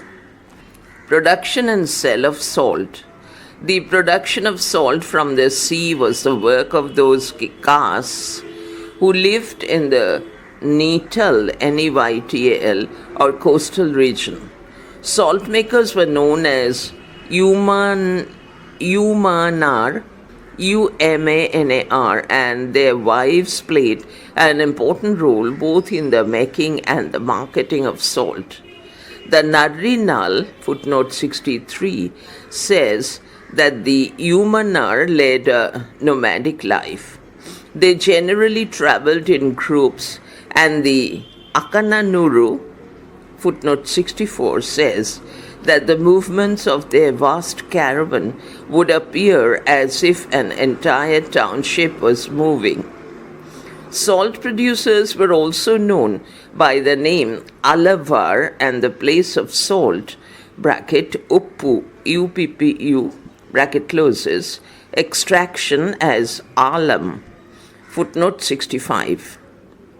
The Perupanadrupattai describes how the husband and wife extracted the salt and heaped it on the seashore. It was loaded into a cart and hawked from door to door. The wife drove a pair of additional bullocks to be harnessed in case the ones driving the cart got tired. They hunted animals on the way and ate their meat. Besides salt, the Umanar also appear to have sold pepper bags which were loaded onto the cart and jars of pickles hung beneath the cart. Footnote 66. Women also carried headloads of salt and sold them from door to door. The Akananuru, footnote 67, says that the beautiful Neytal women used to exchange salt for paddy from the peasant women. The Kuruntokai, footnote 68, also refers to the exchange of paddy for salt. Fishery. The Parataiyar, or fisherwomen, caught and sold fish. Young girls of this caste kept watch over the fish dried in the sun. Footnote 69. The Akananuru, footnote 70, refers to these fisherwomen as Panimakal and says that they sat in street corners selling their fish. There are also references to the fisherwoman exchanging the fish for paddy.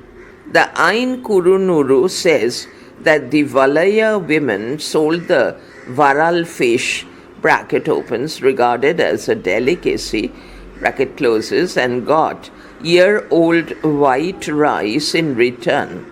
Footnote 71.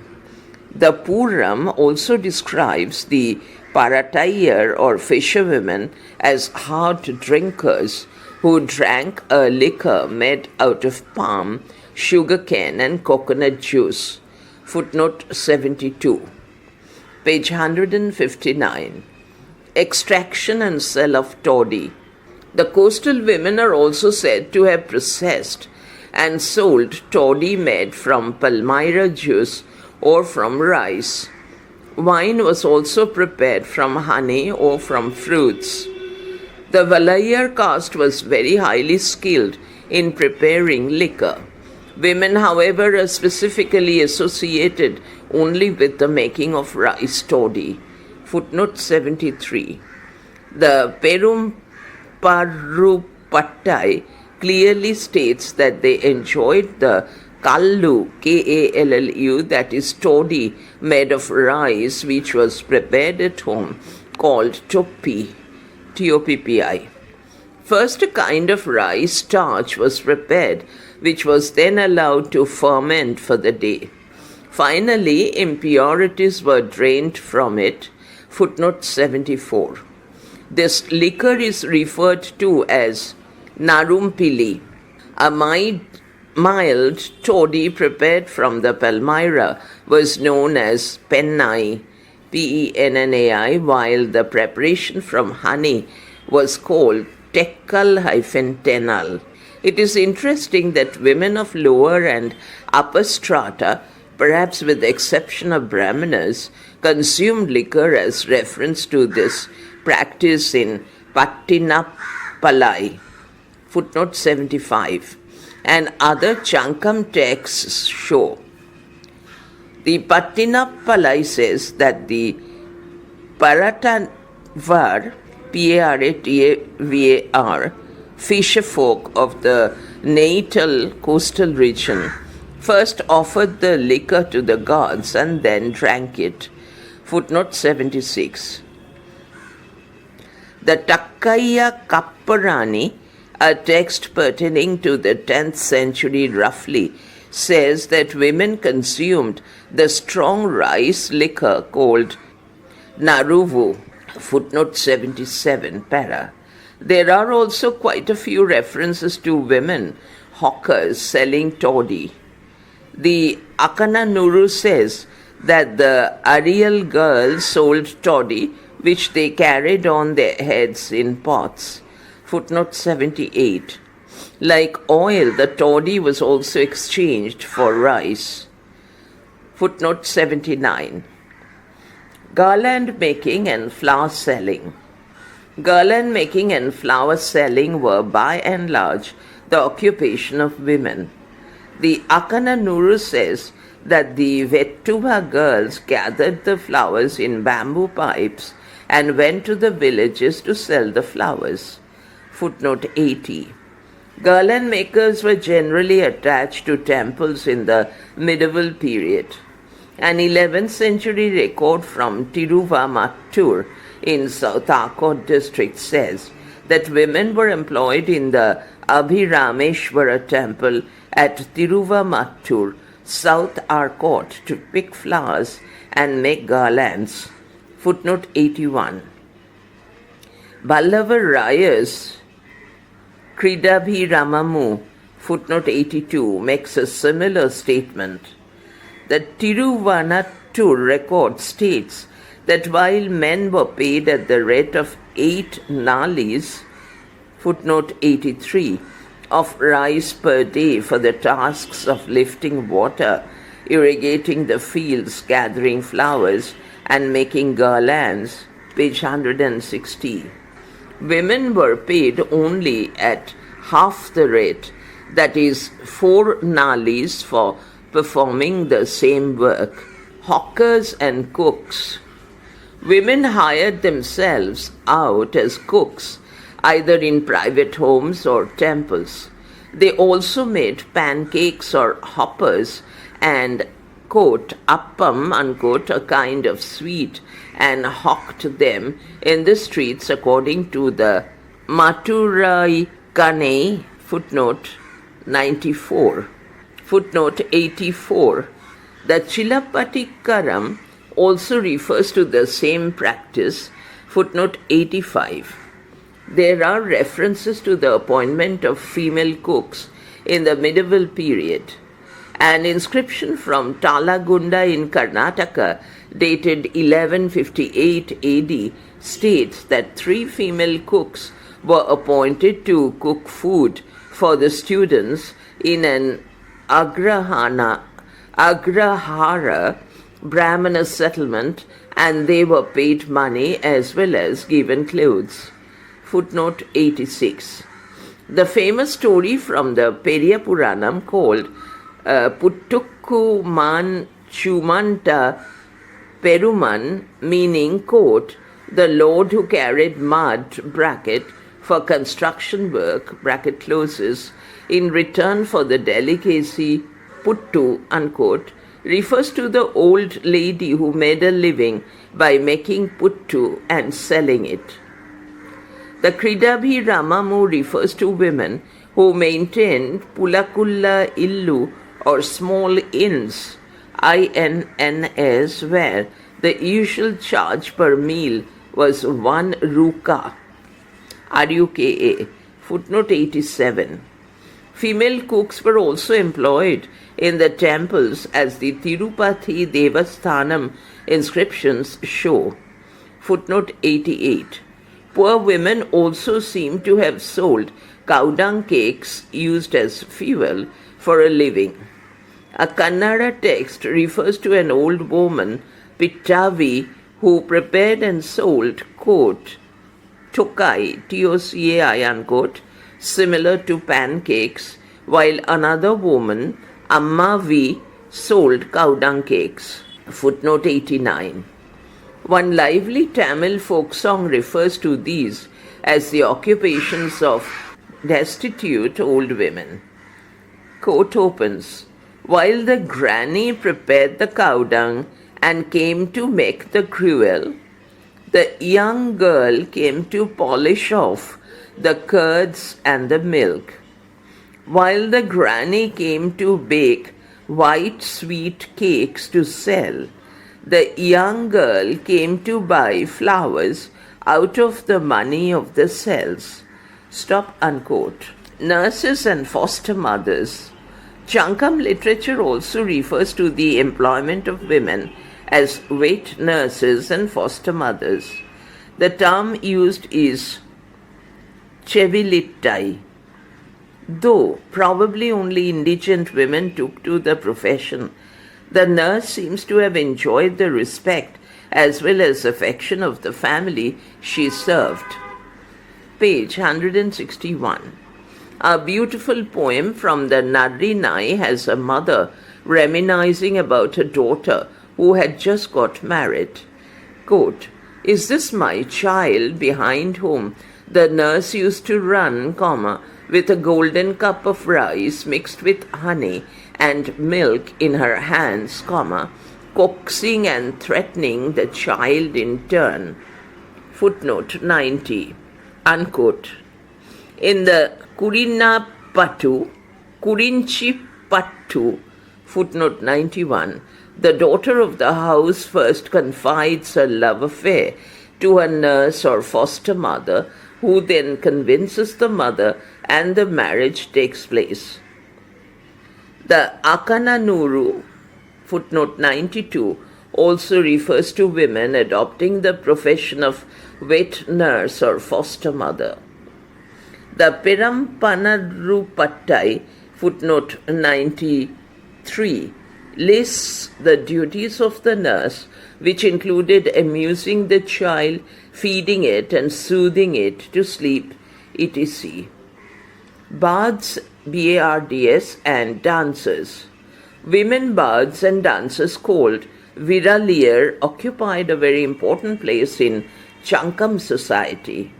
In fact, there is a separate poem called Viraliyar Ruppupattai composed by Netum Palliya Tanar and contained in the Akkananuru, which refers to the great beauty and accomplishments of the Virali. Virali were the women of the Panar community who were wandering minstrels. The Virali were very graceful dancers, footnote 94, while the women who sang were known as Pattini. The Chankam work known as Patirupattu, the 10 poems, is a collection of the panegyrics composed by the Panar men and women. The songs are in praise of their patrons. The work also casts light on the social life of the age, especially of their community. In the Patirupattu, the bard clearly says that the Viraliyar sang of the military glory of the Cheraman kings, and in return the king plied them with liquor and loaded them with jewels, so that when decked in them, they appeared like the Venkai tree in bloom. Footnote 95. The bird says that being used only to abject poverty, some of his kinswomen had put on the ornaments wrongly and looked as ridiculous as the red-faced monkeys with Sita's jewels. Bracket opens, a reference to an incident from the Ramayana, bracket closes, stop.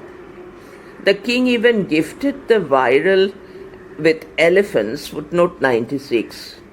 The Purana Naru, footnote 97, says that the Chola chief Killivalavan sat down with the Panars to a great feast of varaku, millet, honey, meat, and pots of toddy, after which he gave them rich presents. The Panar also seem to have performed the duty of carrying the shields of the kings in the battlefield, footnote 98, and enthused the army with their stirring songs. File continued in next page, 162, menials.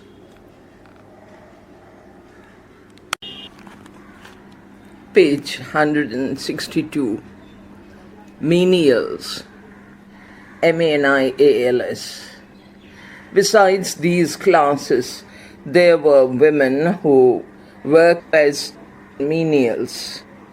The servants were referred to as attiyar or parimakkal. They worked as sweepers and cleaners in private homes as well as the temples. Carrying water and taking the cattle to graze was a part of their duties. Footnote 99. They also went as construction workers. One Chola inscription says that both men and women worked as daily laborers, but women were paid only half of what the men got. Footnote 100.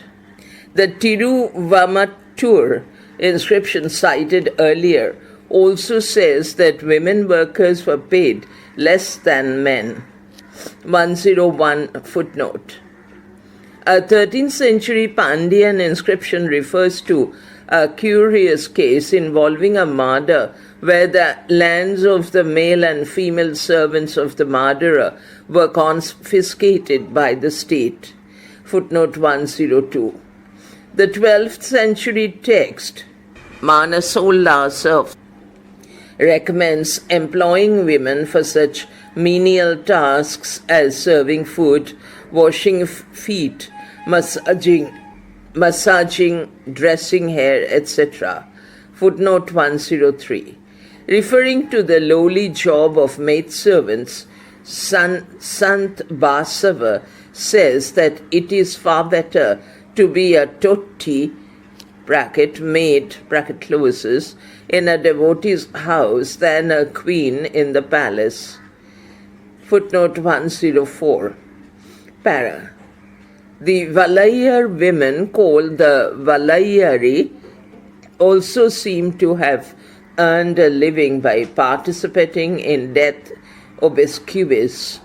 An inscription from the Padukottai state says that when death occurred in any household, the Valayai women put a cloth over their heads and mourned the dead with loud wails. Footnote 105. Cleaning the house of the dead with water the next day was also their job. They were paid for both the services. Temple employees. In medieval times, the temple came to occupy an important place in the context of women's economic activities. Women were employed in various capacities in the temple, both as paid and unpaid workers. The Tevaratiyar, literally servant of God, by and large seem to have been sold to the temple, and as a mark of their slavery, they had a trident called quote, chula, unquote, stamped on their forehead. A record dated 1119 states that an army captain called Alakiya Pallavarayar gave the girls of his family to the Tiruvallari Koil after branding them on the forehead with the trident mark. Footnote 106. An inscription dated 1201 from Tanjore states that a Velala farmer sold himself and his two daughters as slaves, Ati Mai, to the temple. It states that the time was very bad, that paddy sold at 3 nali for 1 kachu, and consequently he borrowed 110 kachu from the temple and sold himself and his daughters to the temple. Footnote 107, page 163. Again, a record dated 1175 says that 4 women were sold as Tevaratiyar to the Tiruvallanakattu temple for the sum of 700 kachu. Footnote 108. A Chola inscription from Tiruvarur in Chingalpet district states that 5 women were gifted to the temple for the specific purpose of husking paddy. Footnote 109. Besides singing and dancing before the deity, Geetam and Chantikunipam, it was their task to clean the temple with cow dung, Tiruvallaka, Tirumilukku, clean the rice, Talikai Vilakku, etc. A Tiruvarriur inscription, footnote 110, lists the other tasks of the temple women. It refers to the hierarchy among the temple women, with the Paltiyalar, literally those without husbands, occupying the foremost rank, the Tevaratiyar second, and the Istabhattaliyar, servants beloved of the Lord, the last rank. The record also indicates that not all temple women were slaves, and that quite a few enjoyed status, position, and property. Footnote 111. The record clarifies that the main dancing in the temple was to be done by the Pattayalar and Tevaratiyar, while the Istavhattaliyar provided the music, Ahamar Kam, top. The Tevaratiyar carried the flower plate, Pushpa Taliga, Pushpataligai, bracket closes, and Tirunirkappu, bracket question mark, bracket closes, while the Istabattiyaliyar decorated the floor with rice flour, bracket Varikolam, bracket closes. The Pattiyalar got 30 halams of paddy per year, while the Tevaratiyar got 1 nali of cooked rice every day. But the wages of the Istabattaliyar are not mentioned, perhaps because they were not paid for their services. Holding the mirror before the deity, fanning the deity, footnote 112, with the fly whisk, and in Vaishnavite temples, holding the Sri Padam, footnote 113, bracket, the golden feet of the Lord, bracket closes, were all performed by women, and sometimes the wages for such services are also given. There are a few rare instances when women seem to have been employed as accountants by the temple. In 1255, in the Kunjeshwara temple at Hidiyur, footnote 114, massive donations were made by one Kunje Setti and his close relative Kanambai. His daughter Chandiv, referred to as Gana Kumari, was made Utayali, or trustee of the temple, and the Viputiyapatta, or crown of authority, was given to her, entrusting her with all the accounts of the temples. The Ganangalluar temple management gave into her charge all the dues and imposts. In another inscription from the Malleshwara temple at Mavanur in Holy Narsipur Taluk in Mysore, dated 1282, detailed reference is made to a lady, Deva V, Devavve, the wife of Appaya, the Odier of Mavanur, and her daughter, Parvati Devi, who was the chief superintendent of the temple. Devavve herself built a temple in Mavanur, and the Hoysala king, Narasimha III, conferred upon her the village of Tabanidi for the maintenance of the Deveshwara and Appeshwara temples. Page 164. She divided the land into 20 vrittis, bracket, vritti or nivritti is an unit of land and at times administrative division, bracket closes, and gave them to Maheravaras in return for an annual sum of 2 gadayanaths, bracket, coin weighing 50 to 60 grains of gold, bracket closes, and 5 pranams. Devavve was also the paymaster for the numerous temple servants, and her daughter Parvati Devi became the superintendent and administrator of the temple funds. Footnote 115. Women's guilds. The inscriptions make very intriguing references to the functioning of women's guilds in the medieval period. They are called Tani Munnuru, that is Sani 300, bracket, Sani is the term of respect for women, bracket closes. No explanation is given as to why the figure 300 is associated with these women's guilds, although the practice of associating a number with a guild such as the Teliki 1000 or the Ayavol 500 was a typical medieval practice.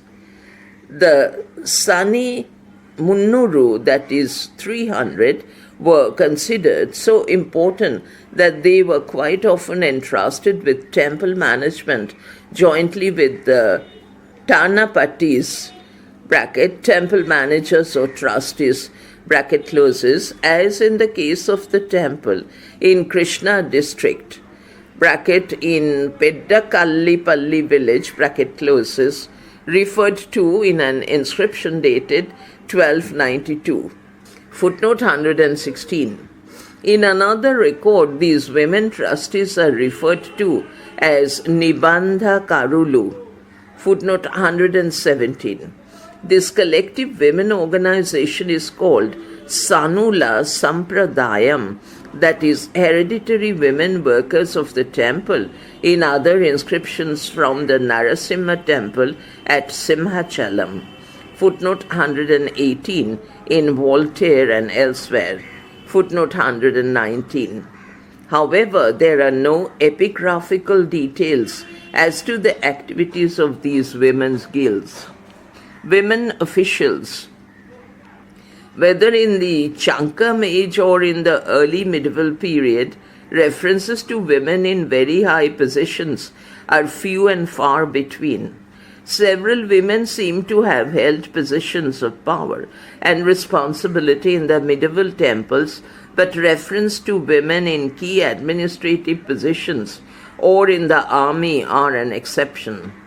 T. N. Subramaniam, the historian of the Chankam age, points out that women bodyguards of the king, called his Urimai Kurram, are referred to as being, quote, beautiful, comma, courageous and alert, unquote, stop.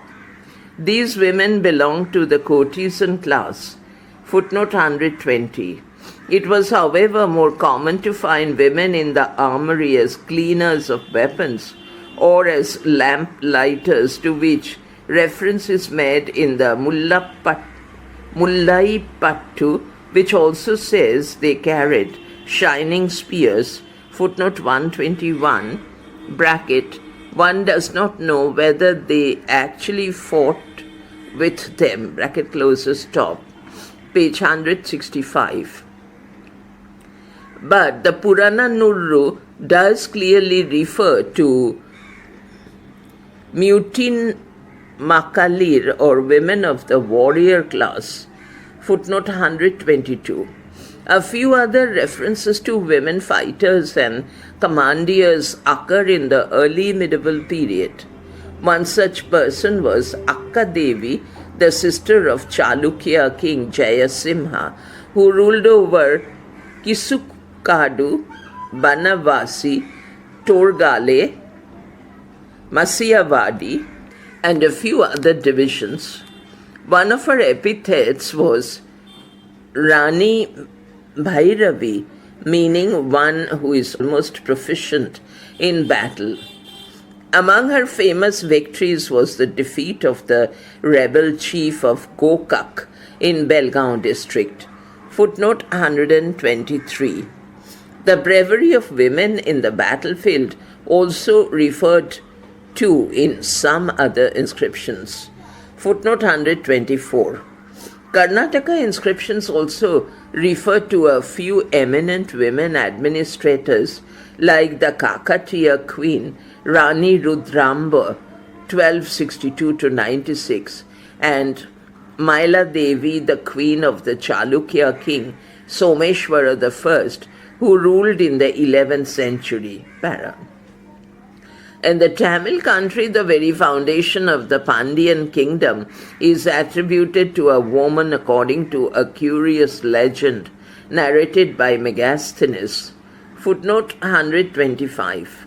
Although the tale is unbelievable, there are a few instances of women administrators, especially justices of peace. An inscription from Manamai near Kunnattur speaks of a woman who served on the judicial committee of the village assembly. Footnote 126. In the time of Sundara Pandya, the lady Perum Karu Nayatti, alias Tevar Kalammai, was one of the Niya Attar of Uttaramattur. Footnote 127. The reference to Lakka Devi as headman, bracket, Mahapravini, bracket closes, of a village and Revaka Barasi as an officer in the royal household comes from the Karnataka country. Footnote 128. But as stated earlier, references to such women in high places are to the exception rather than the rule. Conclusion. Certain broad conclusions can be drawn from the evidence presented on the nature of women's work in early South India.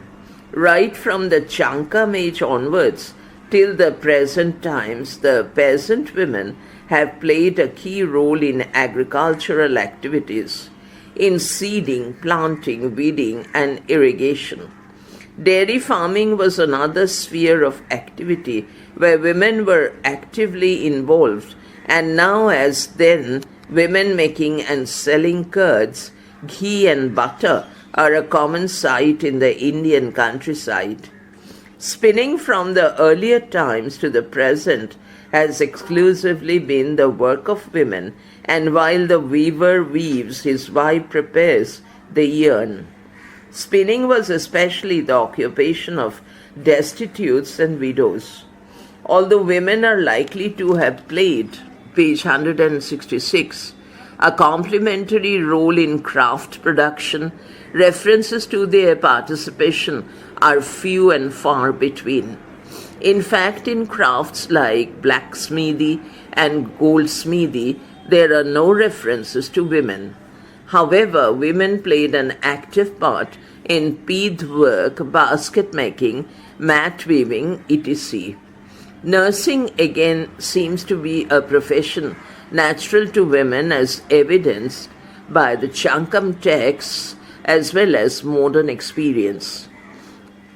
At the lowest rungs of the economy, as domestic workers and agricultural laborers, women seem to have participated equally with men, although they were paid only half as much. Para. The evidence presented so far does definitely indicate that it was rural women rather than urban women who were co-sharers with men in all major economic activities. It is noteworthy that the land type (Tinai, Tinai, bracket closes) classification made in Chankam literature refers to pastoral, coastal, forest, desert, and mountain regions and the lives of the villagers within each ecotype, but not to towns. Even the crafts where women played an active part are predominantly rural crafts. Later evidence suggests that women probably played a subordinate and, in fact, inferior role in urban society.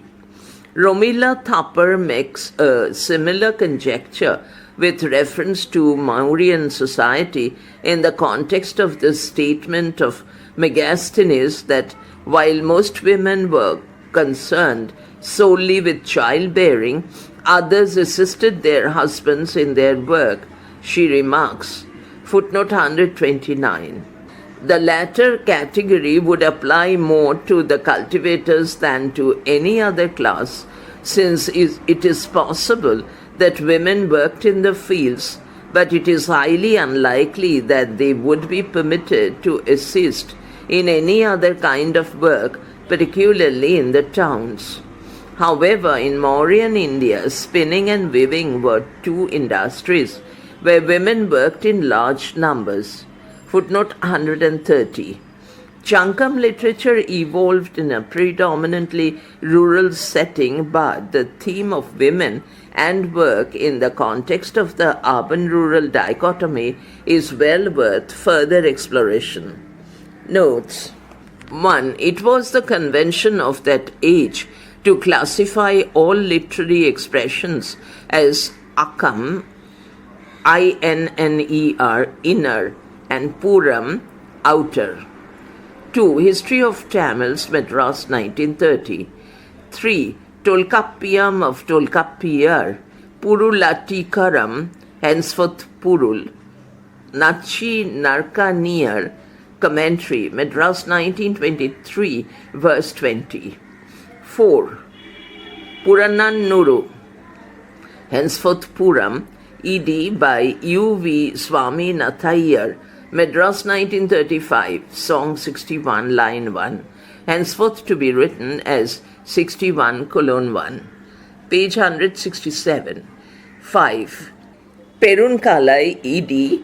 by U.V. Swaminathan, Madras 1924, page 507, 1, 413, page 234, 1.163-4, and cited in K.R. Hanumantan, Untouchability, a Historical Study, Madurai 1979, page 100. 6. Perum Pararupattai in Pattu Pattu, ed. by U.V. Swaminathan, Madras 1931, lines 90-7. 7. Tolkappiyam Poral Nurpa 20, also Pattu Pattu Pasim. 8. Narinai, ed. by A. Narayan Swami, Madras 1952, 60:1-8. 9. Tolkappiyam Marappiyal, 82. 10. Periya Puranam in Nilakanta Shastri, The Cholas, Madras 1975, 5:22-4 and 6:206-7, cited in pages 568-9. 11. Perum Paranurupattai, which is among the earlier of the Pattu Pattu, ed. by U.V. Swaminathan, Madras 1931, lines 95-7. 12. Mulai Pattu Kattam, also from the Pattu Pattu, 342. 13. Kuruntokai, ed. by U.V. Swaminathan, Madras 1937, 89:1. 14. The translation of this Vallai Pattu is from P.T. Srinivasa Iyengar, History of the Tamil, reprint, New Delhi 1983, page 576. 15. Nilakantha Shastri, The Cholas, opposite. In pages 568-9, he gives a brief translation from the Periya Puranam of the description of Adanur, the city where Nantanar lived. 16. Akananuru, henceforth Akam, commentary by N.M. Venkataswamy Nattar and R. Venkatachalam Pillai, Madras 1943, 188:11-13. Also Kurichi Pattu in Pattu Pattu 41-4. 17. Akananuru 48. 18. Perumpanarupattai 156-60. 19. Purananuru 33 1-6. 20. Purumpanarupattai 164-5. 21. Puram 276:4-5. 22. Puram 33. 23. Perumparaputtai 166-8. 24. Ibid, lines 440-5. 25. Ibid, 148-54. 26. Tiruppavai of Andal, songs 7, 8, 12, etc. 27. Puram, 125:1, also 326:5. 28. Narinai, 353:1-2. 29. Puram, 25:12. Also Manimekolai, ed. by U.V. Swaminathan, Madras 1931, Roman 20, 122, etc. 30. Sarana Charita Ramu, page 223, cited in J.K. Kamat, Social Life in Medieval Karnataka, New Delhi 1980, page 119. 31. Srinatha Palnattu Viracharitra in Further Sources of Vijayanagar History, K.A. Nilakanta Shastri and N. Venkataramaniya, Madras 1946, 3 volumes, volume 3, page 52. 32. Shatapatha Brahmana, 12, 7, 2, 11, cited in Weben and Fuchen in Vedishen Indian by Wilhelm Rau, Wiesbaden 1970, page 16. I am grateful to Professor R.P. Jain of the Center for German Studies, Jawaharlal Nehru University, for translating the relevant portions from German. Page 168. 33. Krishna Yajurveda Taittiriya Samhita, 25, 1, 7, cited in Ibid, page 17. 34. Shukla Yajurveda Samhita, 3, 12, and Krishna Yajurvediya Taittiriya Brahmanam, 34, 7, 1, cited in Wilhelm Rau, Ibid, page 27. 35. Pancha Vingsha Brahmana, 1, 8, 9, cited in Wilhelm Rau, Ibid, page 16. 36. One such folk song of the Chenkunta weavers had been cited by me in my article, quote, Weaver Folk Traditions as a Source of History, unquote, Indian Economic and Social History Review, January to March 1982, volume Roman 19, number 1, page 56. 37. This information was conveyed to me in interviews with weavers in the course of my fieldwork in South India in 1985-6. 38. Puram 311, colon 1-2. Also, Akam 89, which says that the washermen were called Kalayar because of the mud they used for washing. 39. Narinai 90, 2-4. 40. Karunatakai 330, 1. 41. Akam 34, 11-12. 42. Ibid 34 and 387. 43. Puram 360, 15-20, 363, 10-16, etc. 44. Cited in K.R. Hanumantan, Untouchability, a Historical Study, Madurai 1979, page 153. 45. Peruni Katai, line 159, cited in Ibid, page 76. 46. Periyapuranam, cited K.A. Nilakanta Shastri, opposite, pages 568-9. 47. Puram 259, 5-6.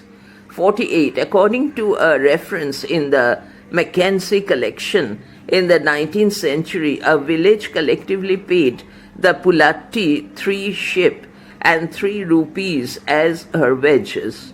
Mackenzie, quote, the village of feast, unquote, Indian Antiquary, Roman 3, pages 6-9, cited in A. Appadurai, Economic Conditions in Southern India, 1000 to 1500 AD, Madras 1936, volume 1, page 280.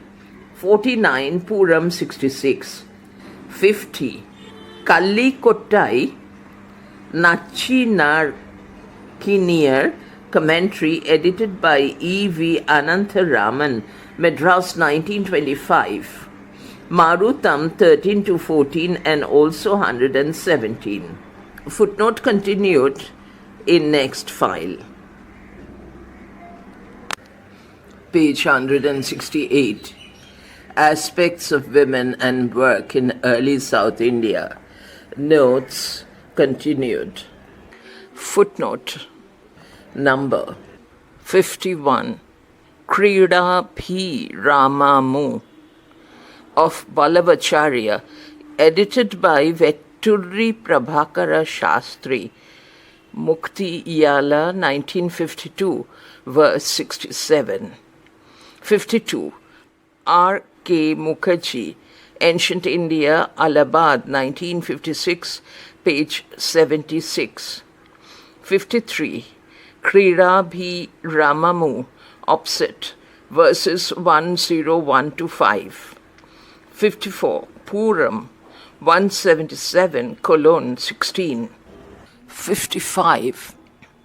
Kuruntokai, 155:2. Kalittokai, 117:8-9, and Akam, 121:12. 56. Chilapattikaram, 4:45-51 and 5:28-34. 57. Chirupanarupattai, lines 50-4.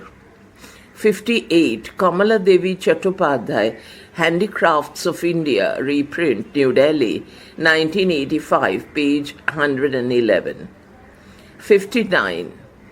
Nari Nai, 328:8 and Puram, 41:5-6.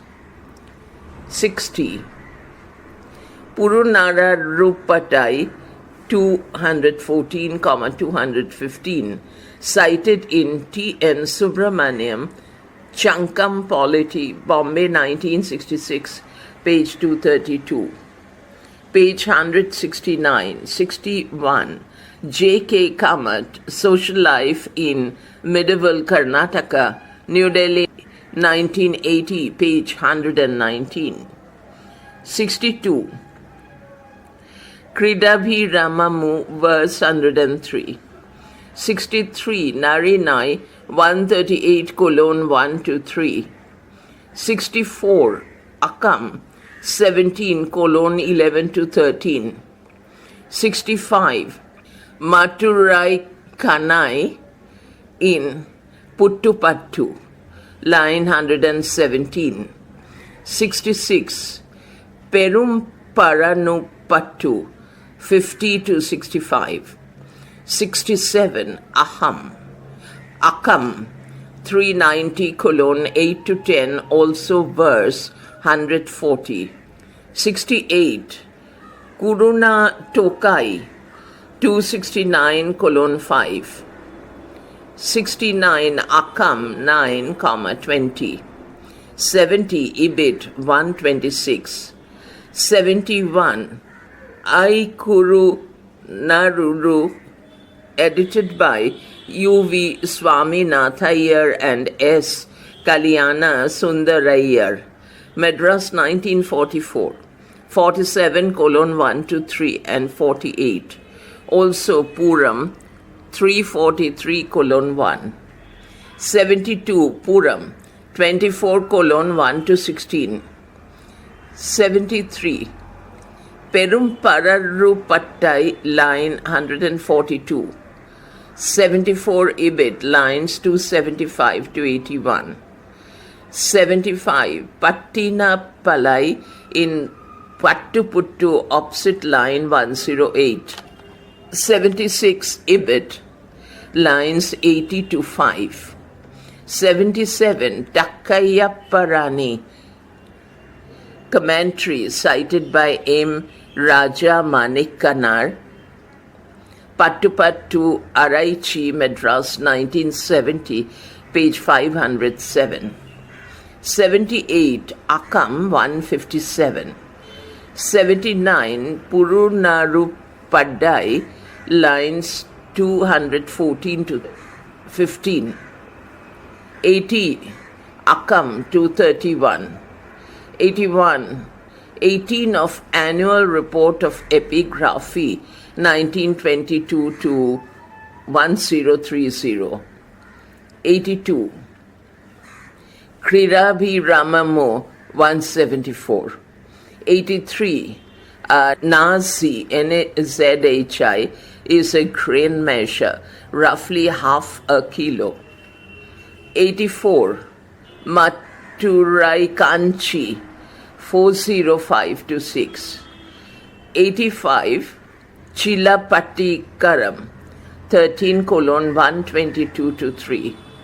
86. E.C. Volume 7, SK 185. 87. Kriraviramu 158 to 60. A Telugu Nuka is the same as the Tamil Param, roughly 0.15 or 0.16 of the 17th century rupee. 88. Tirumalai Tirupati Devasthanam Inscriptions, Volume 2, Number 135, dated AD 1496. 89. Vachana Dharmasara, page 223, cited in J.K. Kamath, opposite page 118. 90. Narinai 110. 91. Kurichapattu in Pattu Pattu 1 to 26. 92. Aham 105. 93. Perumpara Drupattai 247 to 53. 94. Chirupana Pattan in Pattu Pattu 13 to 31. Also line 62, which refers to their faultless dancing. 95. Pattinu Pattu ED and TR by A.V. Subramanian. Madras 1980, stanza 40, fourth song. 96. Ibid, stanza 43, fifth song. 97. Puram 34 colon 8 to 15, 325 colon 1 to 13 etc. 98. Ibid 285, page 170. 99. Early medieval references to this are found in Tattvakaram and Basava Puranam, cited in J.K. Kamath, Social Life in Medieval Karnataka, page 63. 100. A.R.E. 223 of 1917. 101. A.R.E. 18 of 1922. 102. A.R.E. 301, 302 and 303 of 1923 and Part 2, Para 77. 103. Manasollasa of Someshwara III, E.D. Sri Gondekar, Baroda 1939, verses 1817 to 18. 104. Bhakti Bhandara Basavanna Bhara Vachana Galu, Dharwar 1968, were number 335, cited in J.K. Kamath, opposite page 118. 105. Inscriptions of the Pudukkottai estate, number 601. 106. A.R.E. 230 of 1921 to 2, Part 2, Para 19 etc. 107. A.R.E. 86 of 1911 to 12, Part 2, Para 29. 108. A.R.E. 80 of 1913. See also SII Volume 4, AD 1384 etc. Although there is abundant material on women being sold into slavery, especially to temples, but this is beyond the scope of this paper. 109. A.R.E. 122 of 1912. 110. A.R.E. 200 of 1912 to 13. 111.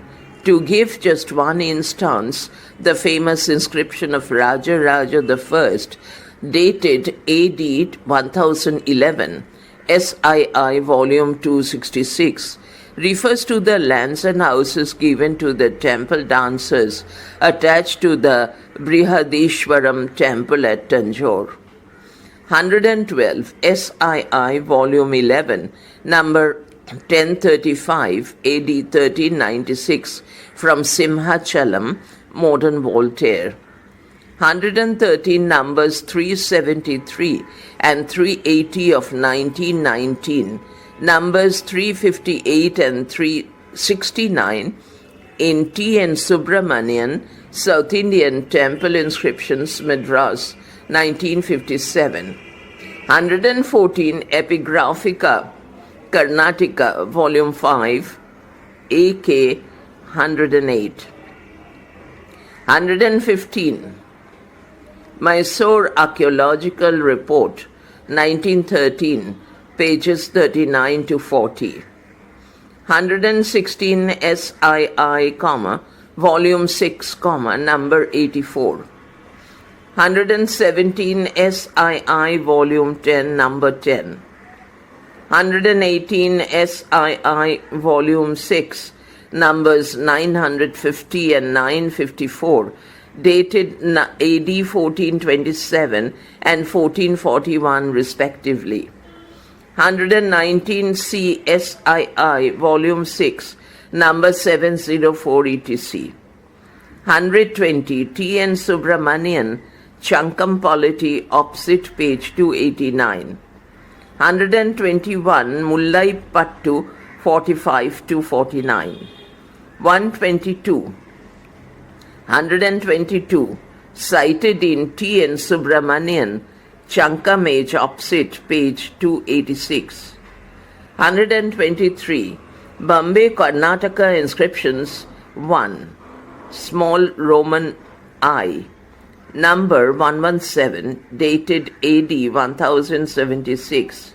Epigraphica Indica, Volume 17, page 1223, dated AD 1047 etc. 124 B.K.I.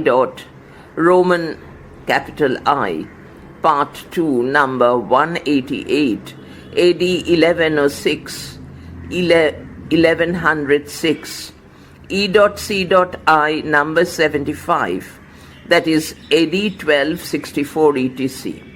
V. Krishna Shastri, in his paper Code, Position and Status of Women in Medieval Andhra Desha, unquote, presented at a seminar in Benares on, quote, Position and Status of Women in Ancient India, unquote, March 1988, refers to women warriors and officials.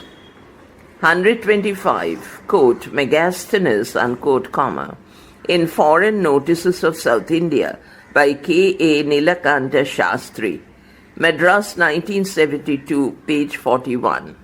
Page 171, notes 126, A.R.E. 259 of 1909. 127, A.R.E. 1910, Part 2, Para 35. 128, J.K. Kamath, Social Life in Medieval Karnataka, page 106. 129, Romila Thapar, Ashoka and the Decline of the Mauryas, New Delhi, 1961, page 87.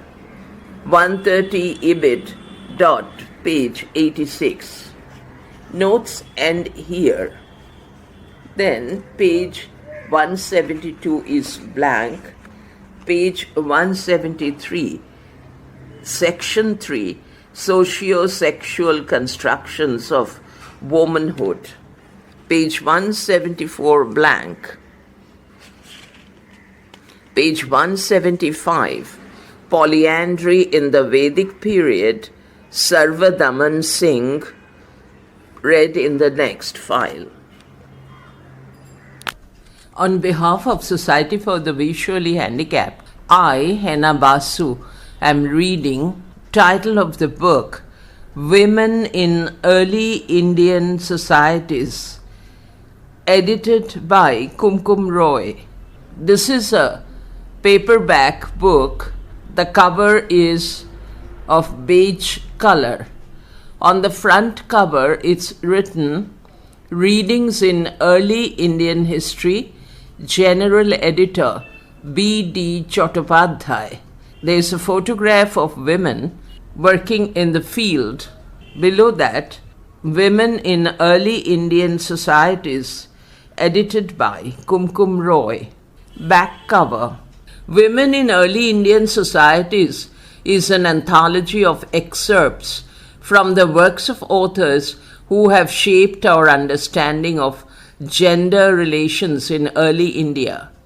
Also included are papers which provide fresh insights or explore alternative paradigms and possibilities. The first section focuses on the diverse issues and perspectives in women's history so as to give the reader an overview of the implicit and explicit debates, are methodological strategies and problems. I think there's some printing mistake. Section 2 highlights some aspects of the material context and content of gender relations, especially in terms of property, labor, and the impact of processes such as urbanization. Section 3 provides samples of the socio-sexual definitions of womanhood through investigations in polyandry and prostitution, and also draws attention to the possibility of regional variations.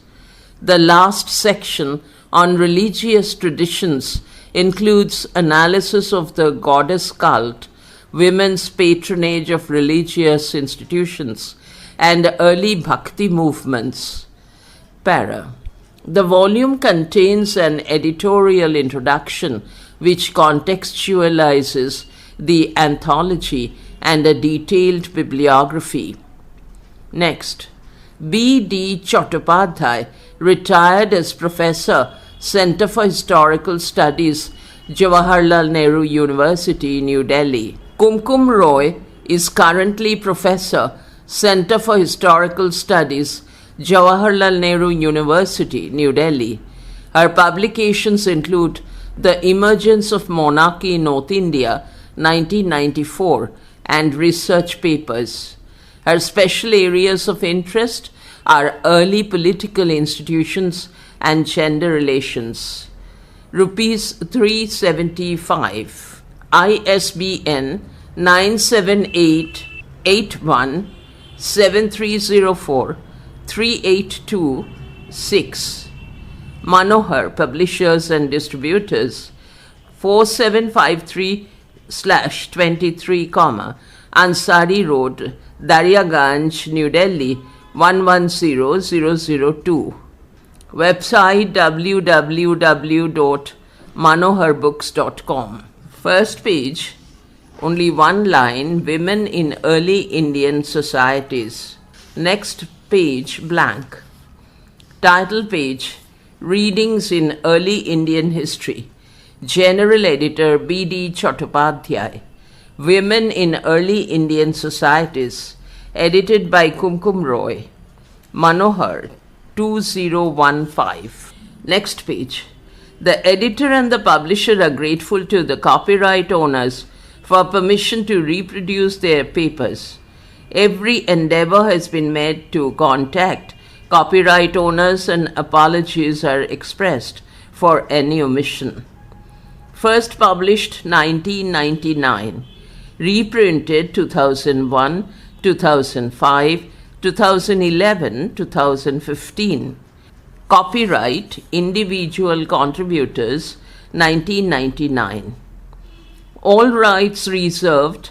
No part of this publication may be reproduced or transmitted in any form or by any means without prior permission of the editor and the publisher. ISBN 81-7304-062-1 bracket series bracket closes, ISBN 978-81-7304-382-6. Published by Ajay Kumar Jain for Manohar Publishers and Distributors, 4753/23, Ansari Road, Daryaganj, New Delhi, 110002. Printed at Salasar Imaging Systems, Delhi 110035. Next page 2. Kanchana and Uma. Next page blank. Next page contents no page number. The page number should be Roman small 7. Contents General Editor's Preface Roman 9 capital. Acknowledgements Roman small 11. List of abbreviations Roman small 13. Introduction Kumkum Roy 1. Section 1 Issues and Perspectives. The Position of Women in Hindu Civilization, Retrospect and Prospect. A.S. Altekar 49. Beyond the Altekarian paradigm towards a new understanding of gender relations in early Indian history, Uma Chakravarti 72. Women under primitive Buddhism, lay women and alms, ALMS, alms women. I.B. Horner, HORNER 82. Section 2 Women and the Economy. Proprietary Rights of Women in Ancient India. N.N. Bhattacharya 113. Page Roman 8. Turmeric Land, Women's Property Rights in Tamil Society since early medieval times. Kanakalata Mukund 123. Quote, Rural-urban dichotomy, unquote, in the concept and status of women, an examination, bracket, from the Mauryas to the Guptas, bracket closes. Chitralekha Gupta, 141. Aspects of women and work in early South India, Vijaya Ramaswamy, 150. Section 3 Socio-sexual constructions of womanhood. Polyandry in the Vedic period, Sarvadaman Singh, 175.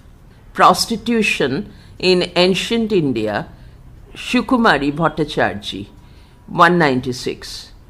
Woman and the Sacred in ancient Tamil Nadu, George L. Hart, H-A-R-T, the third, 229.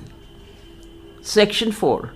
Religious Beliefs and Practices, Urvashi and Pururavas, D.D. Kosambi, 255. Women's Patronage to Temple Architecture, Harihar Singh, 286. The World of the Bhaktin, Bhaktin, in South Indian Traditions. The Body and Beyond, Uma Chakravarti, 299. Bibliography 327. Contributors 337.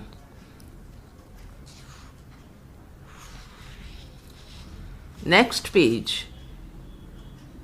Page Roman small 9. General Editor's Preface. Continued in next file.